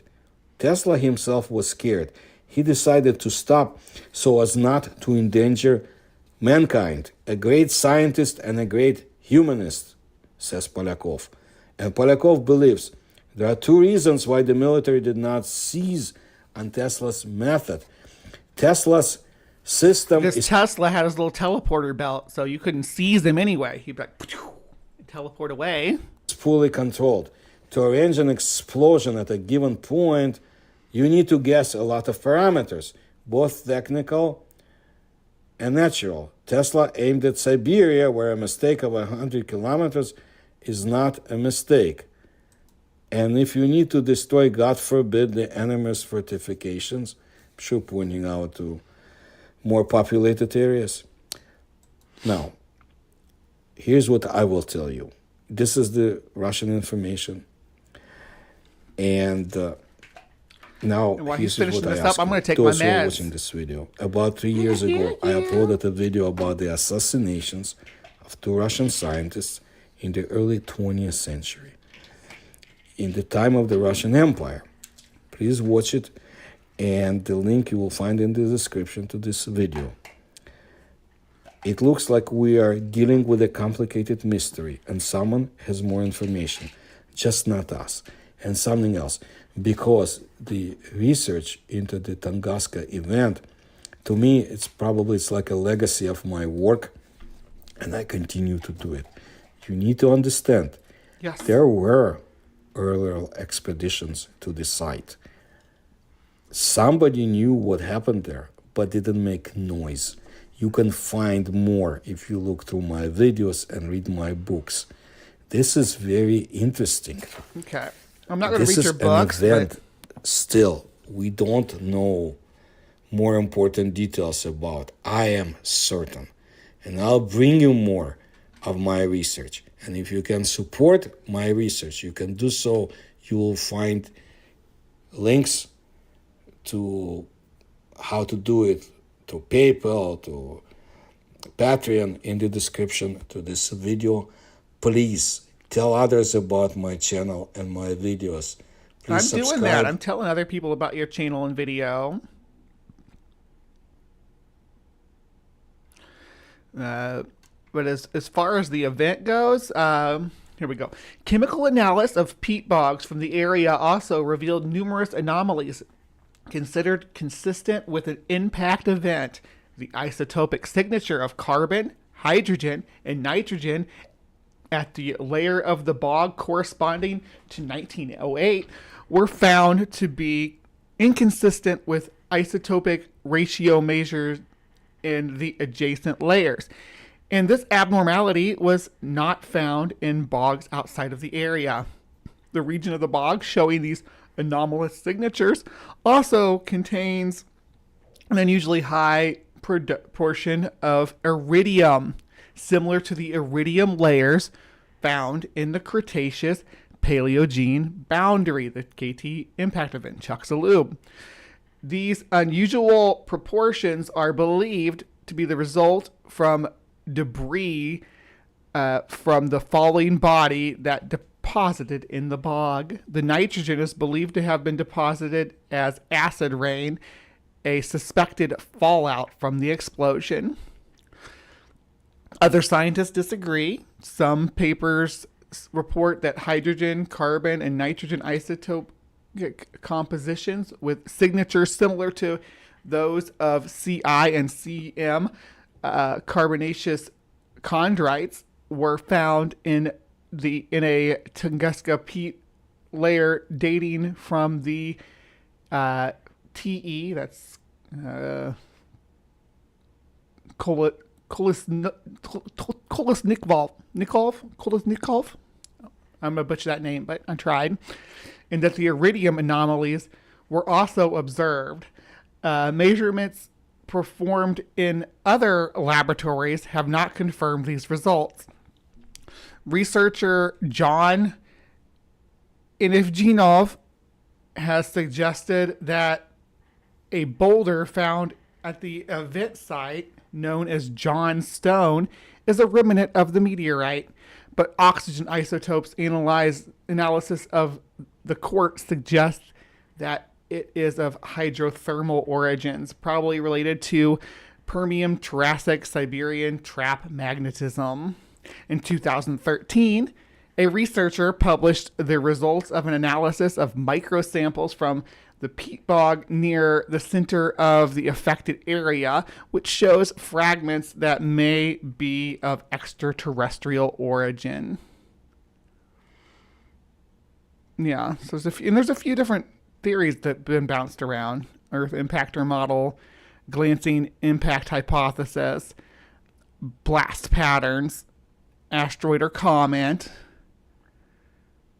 which is the leading theory, Lake Checo.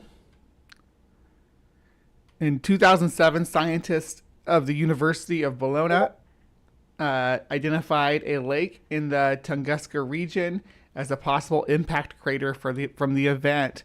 They do not dispute that the Tunguska body exploded in midair, but believe that a 33-foot, 10-meter fragment survived the explosion and struck the ground.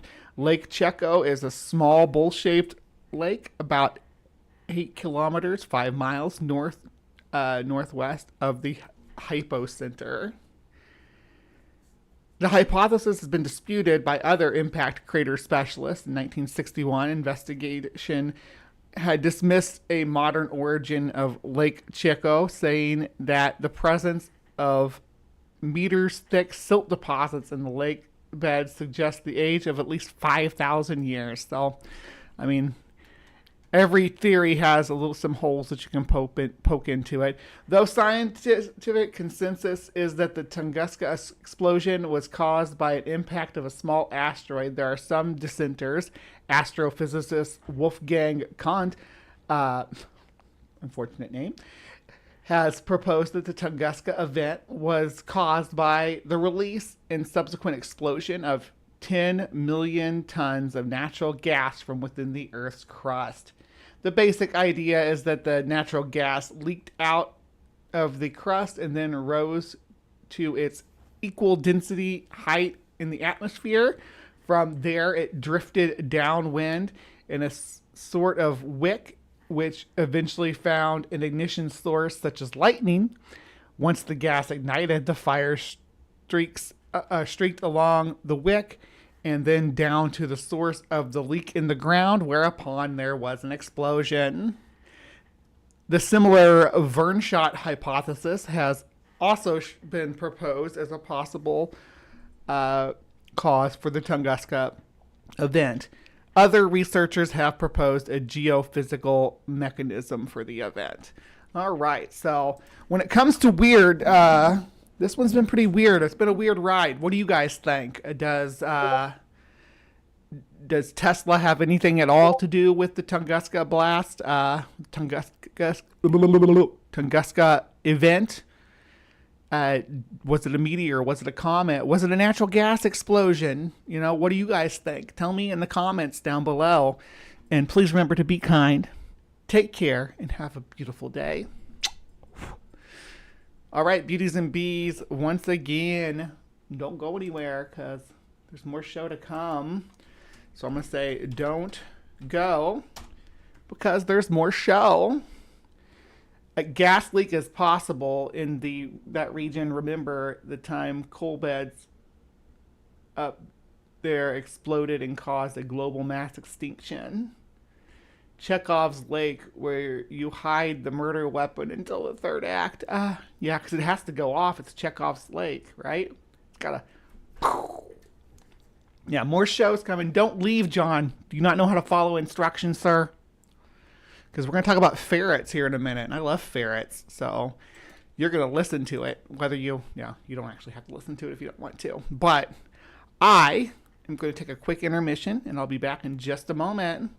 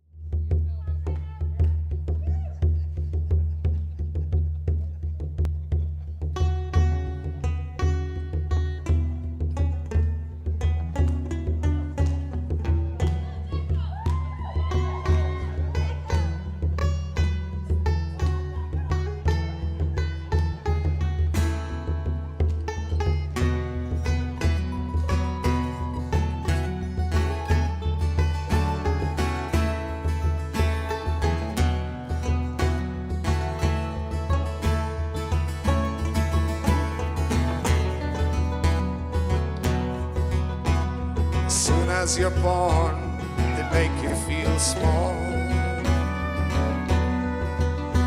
by giving you no time instead of it all, till the pain is so big you feel nothing at all. A working class hero is something to be. A working class hero is something to be. They hurt you at home, they hit you at school. They hate you if you're clever and they despise a fool. Till you're so fucking crazy you can't follow the rules.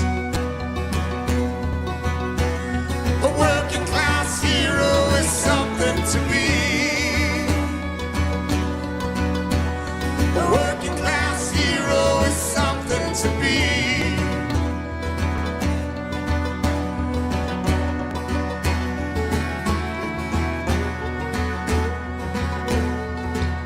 When they've tortured and scared you for 20-odd years, well then they expect you to pick a career. When you can't really function, you're so full of fear. Said a working class hero is something to be. Yes, a working class hero is something to be.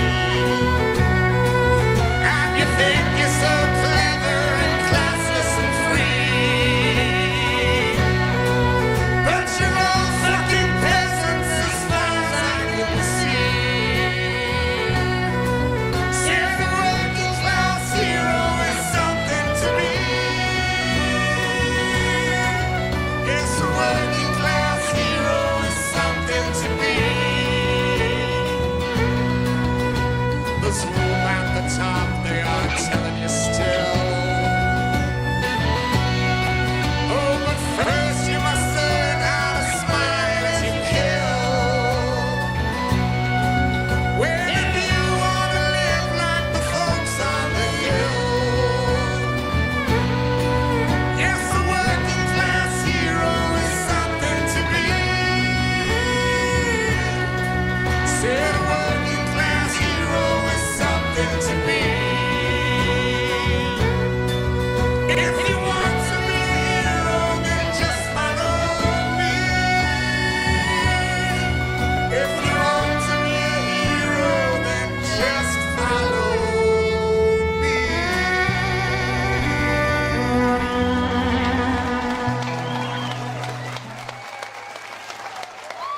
Thank you very much, folks.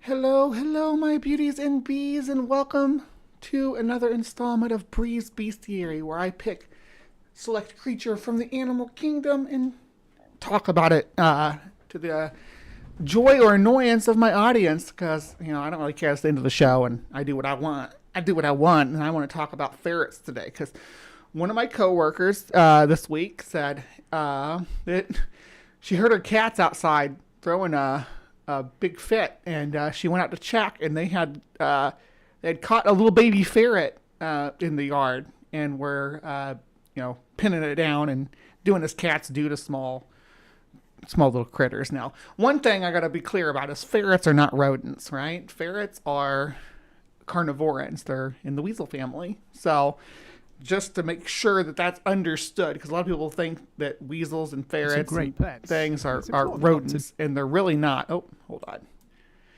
But she said that she put it up to find out. She put out a APB or whatever to let everybody know that she found their ferret, if it was their ferret. But she said she might have to keep it if no one claims it, which would be awesome, because I love ferrets. My daughter has ferrets. You know, some of my friends have ferrets. I've wanted to get a ferret at different points in my life, but it's never come to fruition. But I may still someday manage to get one. Anyhow, what I'm gonna do though is we're gonna do things to know before you adopt a ferret, because I learned a lot from my daughter having ferrets about how to care for them and what the best environment is for them. Let's find out. Ferrets are great pets, but it's important not to dive into ownership too blindly. Here are some of the things you should know before you get a ferret. First and foremost, ferrets nip. Now, this is not to say they bite. A bite is a bad thing. A nip is part and parcel of ferret behaviour. Whether it is a cats do that too, because they want to get down, or as part of play, or just in a funny mood, understanding and accepting certain nips is a necessary part of ferret ownership. Check out the video in the card on the screen now for a detailed run through of ferret nips and bites. Ferrets smell. And so that's the thing about cats too. Cats can be broken of it. I imagine ferrets can too, but it's like part of their natural play process, right? To bite or nip. Correction, ferrets have a scent. Most owners actually like the musky scent. We can't help but give them a nuzzle and a sniff. However, ferrets can cause a bad smell. This arises due to the oils and the scents building up on their cage furnishings, such as beddings and hammocks. Also, of course, a strong smell from their litter tray. These smells can be managed by a fastidious cleaning routine, but smells cannot and should not be covered up. I do like stoats too. By room fresheners, scented candles, or diffusers. These often contain essential oils and chemicals which are quite dangerous for ferrets. A natural scent could be used, such as citrus peel, but it's better to avoid smells rather than cover them up. An alternative, therefore, It's better to clean smells than to cover them up, just in general, I would say. would be the use of an air purifier in the room, which breaks down the smells. Ferrets trash everything, particularly soft furnishings. Here, Silky the cat has been investigating a lovely nest that our fuzzies have made after burrowing into the back of our sofa. Anything that can be scratched. Yes, our ferrets did that too. They would find. They'd also get into the vents. It was wild. They'd they could open the vents up and they go whoop, down there and they pop up in the next room. Will be dug, and anything that can be budged will be moved. Plant pots will be relieved of their soil. So and cute. those shelves will be accessed and ransacked.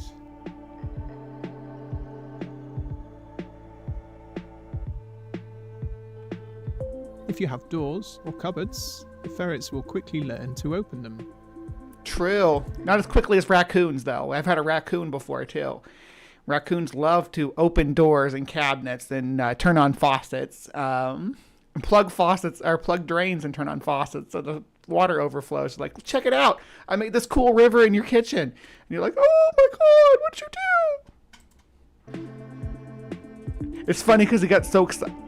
Sorry, but to go on about raccoons again, maybe I need to do a raccoon episode. But he'd get so excited about it. His name was Bandit, but he'd get so excited about it. Like, you could hear him in there chittering when the water started going over the edge and like a waterfall. He'd get so excited. And that's how we knew he was up to no good, because he'd make that excited little chittery sound. He'd also open the cabinets up and like throw dishes out and stuff like that. He was a little ruffian, but he did not like being caged. He would like throw a fit about being in his kennel. Meaning that you will need to employ the use of baby-proofing products. If you haven't secured doors well enough, ferrets can easily escape. If you have outdoor homes or play areas, then these will need a base which cannot be dug through, such as a wire mesh, tiles or concrete. Similarly, on the roof you will also need it fully enclosed, as ferrets can climb very well. If your ferret does escape, then they don't have a natural homing instinct like a dog or a cat. They will instead just keep following their nose, and the last you see of them is happily prancing off around the corner or off into the woodland. Yeah, no homing instinct's kind of a problem. When I first got my cat, he would bite or nip. I just removed my hands, arms from the play area and stopped playing. He learned quickly that biting equals no more fun. Yeah, that's what we kind of do with Sushi too, which is Ben's cat, because she is a playful little creature, but when she gets to a certain point of excited stimulation, she'll grab and kind of nip, but I pull my arm back when she does that. Ferrets will need a secure cage or hutch, but this will be very much not suitable as their only living space. Ferrets need space to play, exercise, and generally enrich their lives. This exercise is simply not possible within the confines of a cage. Yeah, the cage is there like their bedroom, right? Most people who have ferrets will have the cage and just leave it open, because the ferret will go into the cage. It'll go into its cage and rest and know that that's its like home, it's its den. Especially if you put all its toys, its food, and its litter box in there. But then allowing the animal to have access to a larger room, like a full room, is really what they need to be able to play in. Access to your whole house is even better.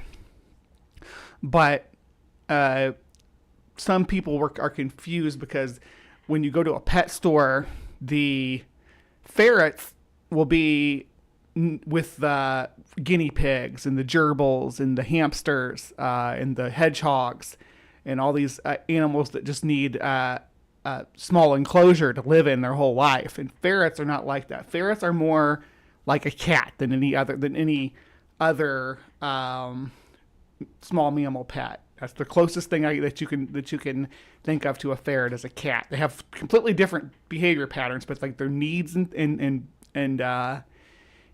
space needs and their diet and things like that are much more akin to to a cat than they are to a guinea pig, right? You can't keep a ferret in a vivarium or a wire cage like a guinea pig. If you can't offer them daily out-of-cage... I should say you can't. You can, but it's cruel. ...play space, then you really must question whether a ferret is the right pet for you. You will likely get the ferret perfectly litter-trained within its cage or hutch, but once out in your house, they will just poop anywhere they wish.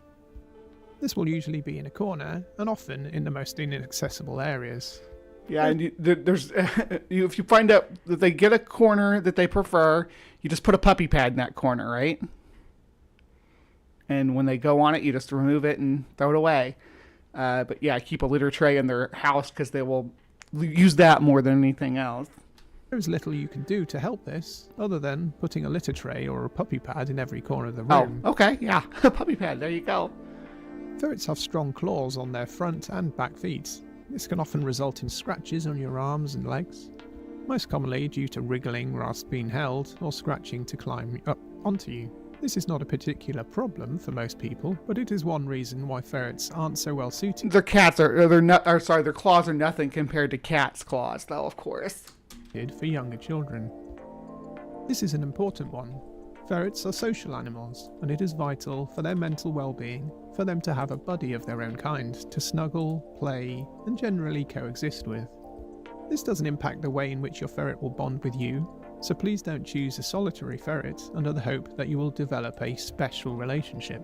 Thankfully, owning 2 ferrets instead of 1 will have very little impact on the time and space needed. They will share the same cage and share the same play space. Finally, don't forget to be patient. When you bring home your new fuzzies... Yeah, I've heard from multiple sources that just having a single ferret isn't even safe for them, or like for their I want to say mental health, for their socialization. Ferrets are social animals. They need friends and family.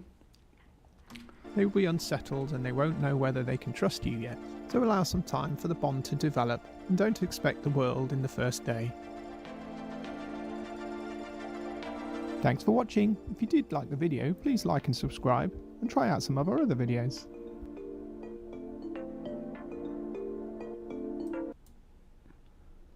What do you do when you leave the house? You don't want them to get stuck in the ceiling tiles, get into cleaning supplies or something.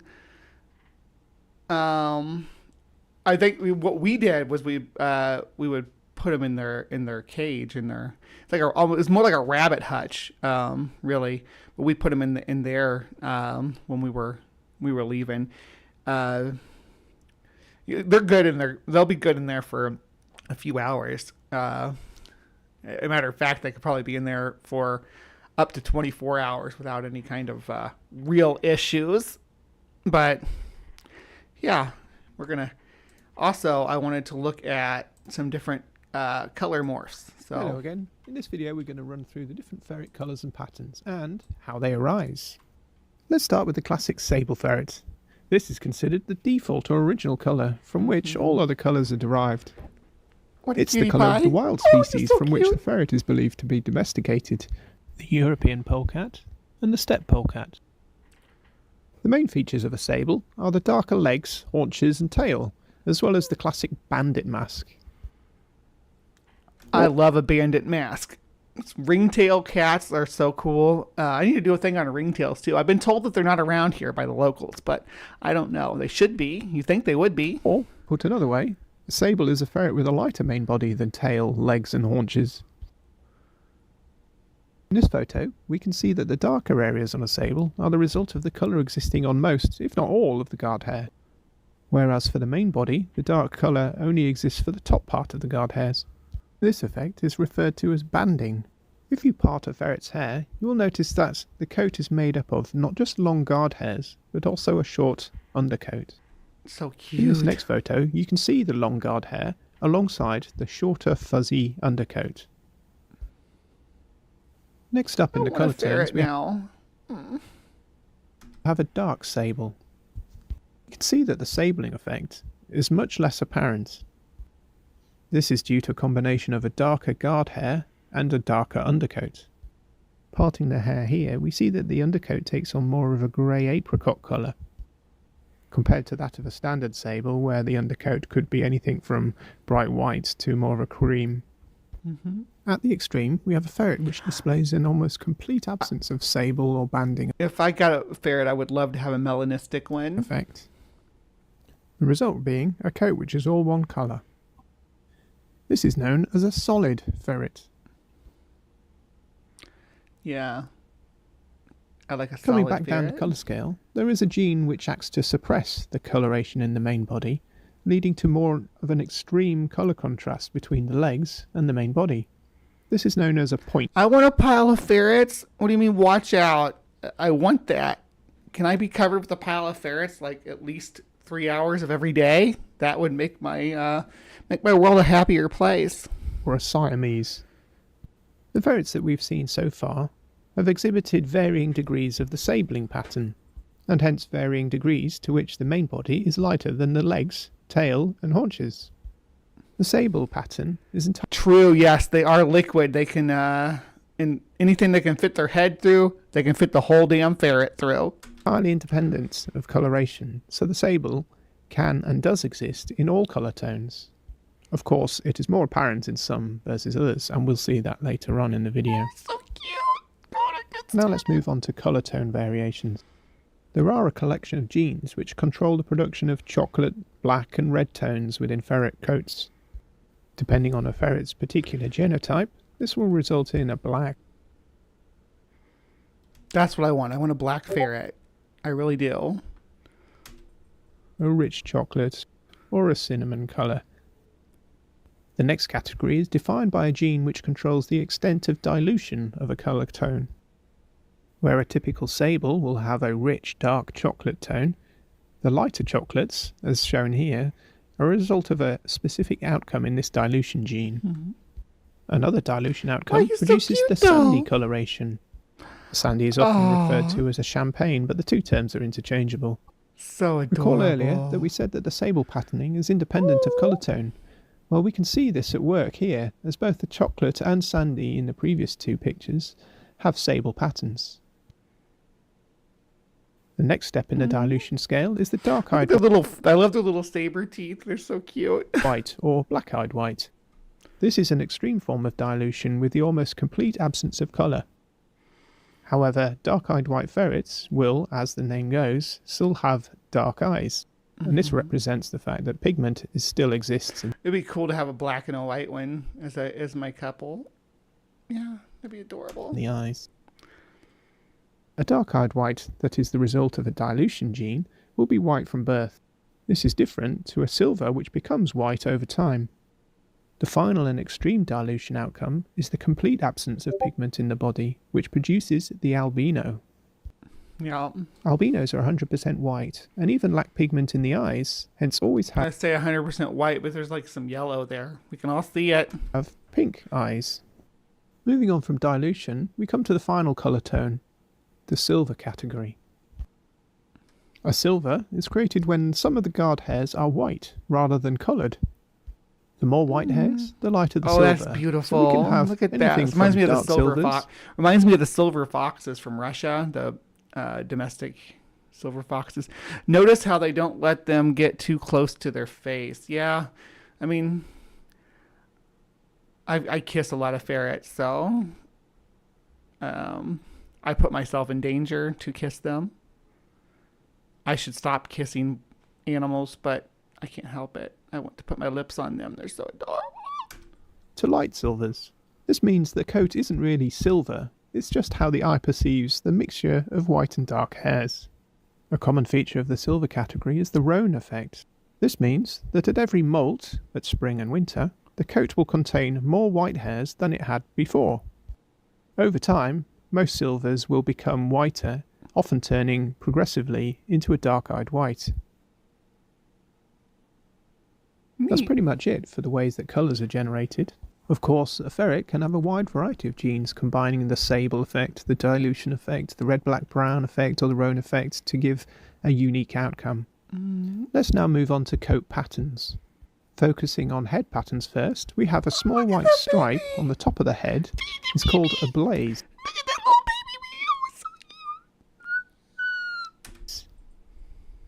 When the white stripe on the head is so wide that it covers most of the head, it's referred to as a badger. Finally, the full white head is then a panda. Aw, panda. A milk mouth is a ferret which looks like it's dipped its mouth in milk. So cute. The white will cover its muzzle and around its nose.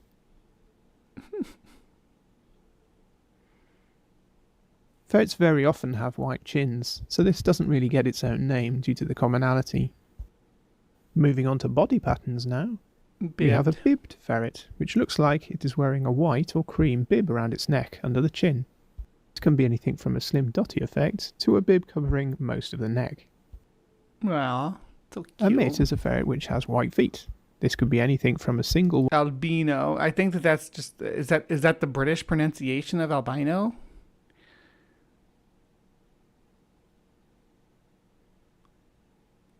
A darker white, yeah.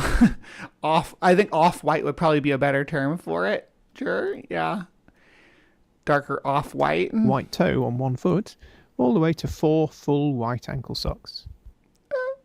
Next on the list is the harlequin, which typically means white splodges on the knees and around the belly. Note that in continental Europe, they include mitts in the harlequin category rather than its own group. The final pattern category covered in this video is a bit of a miscellaneous. This includes a pinto, which has white splodges a bit more randomly around the body or on the tail,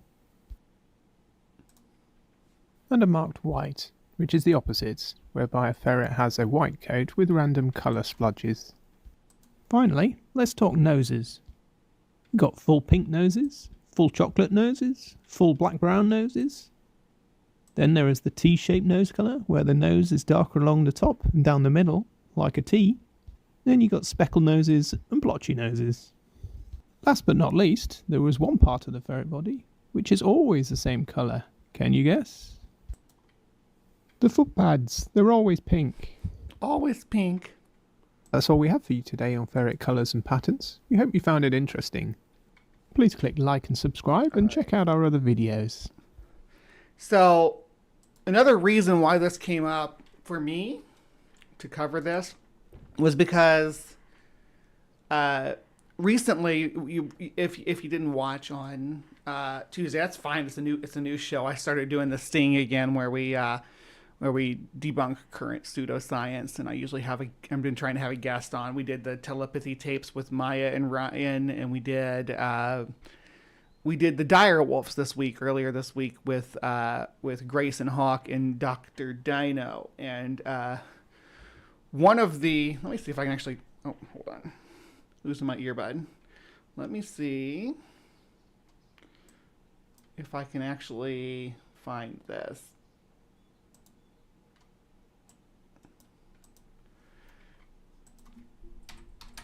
Just give me a second here.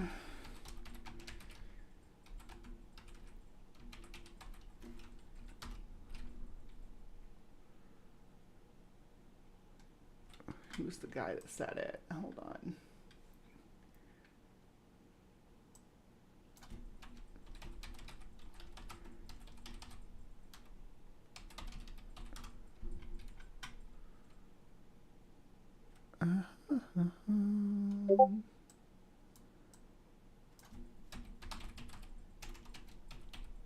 Trying to find, there's a clip of him saying this stuff. Here we go. Trying to find the short version. I was going to go to the Washington Post thing about it, but it didn't.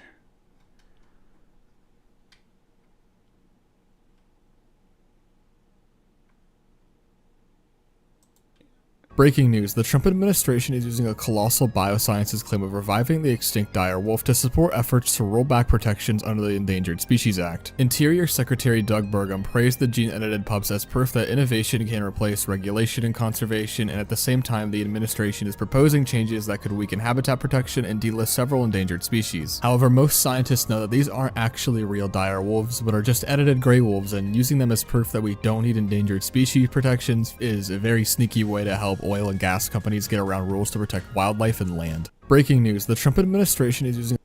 Yeah, so that's the thing. Like, claiming that these dire wolves are dire wolves and that we can genetically modify extant species to look similar to endangered species means that we shouldn't have to worry about species going extinct because we can just create them in a lab, which is absolute nonsense, because we're going to see, and someone made the joke that, yeah, we're going to see like the black-footed ferret, which is North America's native ferret that is highly endangered, highly endangered, removed from the endangered species list because they're able to take domestic ferrets and give them black feet genetically. So, there, we made black-footed ferrets. You don't have to be endangered anymore.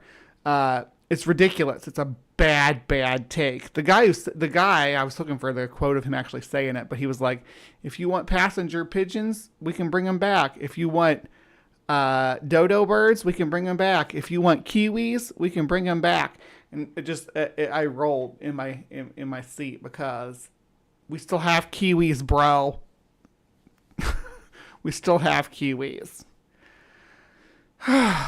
So yeah, or I imagine since it's the Trump administration, they won't even do they don't even need to do the genetics of it. They just need to make sure they color all the ferret's feet black with Sharpies, right? And then they can say that they brought back the black-footed ferret because they colored their feet black. Yeah. Anyway, that's going to be Bree's Bestiary for you today. Thank you for tuning in. Please remember to be kind. Take care, and we'll see you next time. All right, live from the Hive peeps. Thank you so much for sticking with me. Wow, we went 2 hours and 45 minutes today.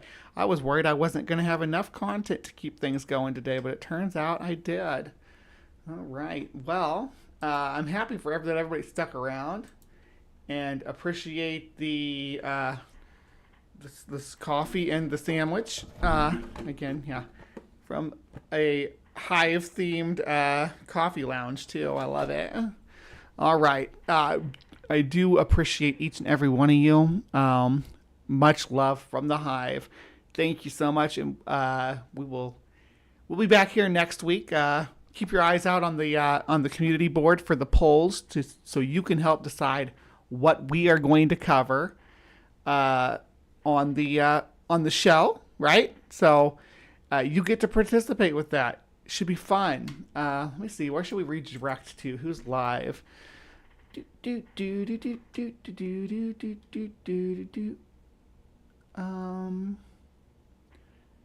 Well, doesn't look like there's a lot of options right now. Let's see. Anybody cool going? Crypto live trading. Got Neil coming up, but nothing live right now. Helen's going to be on there. What if... You know what? We'll just do this. I'm going to send... I'll send people over to the Trusty Ape. That'll work. Yeah, so when I close this out, that's where it's going to bounce you off to. Yeah, if you have any questions about anything we covered today, any commentary, if I got anything wrong, tell me down below, because I always like to be corrected. If you're interested in some sweet Cryptic Corner merch, I have a merch store. It should be down below the video, but someone might drop the link too, if you would, because the Cryptic Corner t-shirts are the bomb. We also have lots of Live from the Hive and Hive Sci merch out there, including the Pride socks with the Pride moths on them. So check those out as well. But yeah, as I tend to say at the end of my shows, every time, please remember to be kind, take care, and we will see you next time. With all the noise, pseudoscience, and political rhetoric clogging the airwaves about transgender people, it can be difficult to understand what's really happening and what's really true. Good news, everyone! Welcome to The Transpositions, your compass in the rugged landscape of transgender issues. Here, we strive to be the beacon of authenticity, providing a platform that amplifies the voices and experiences of the transgender community. From breaking news to in-depth features to breaking down the real science, we are committed to fostering understanding, empathy, and empowerment for all individuals across the gender spectrum. Join us as we navigate the complexities, celebrate the triumphs, and advocate for the rights of transgender people worldwide. Together, we can redefine boundaries, challenge stereotypes, and champion inclusivity. Subscribe today. The link is in the description.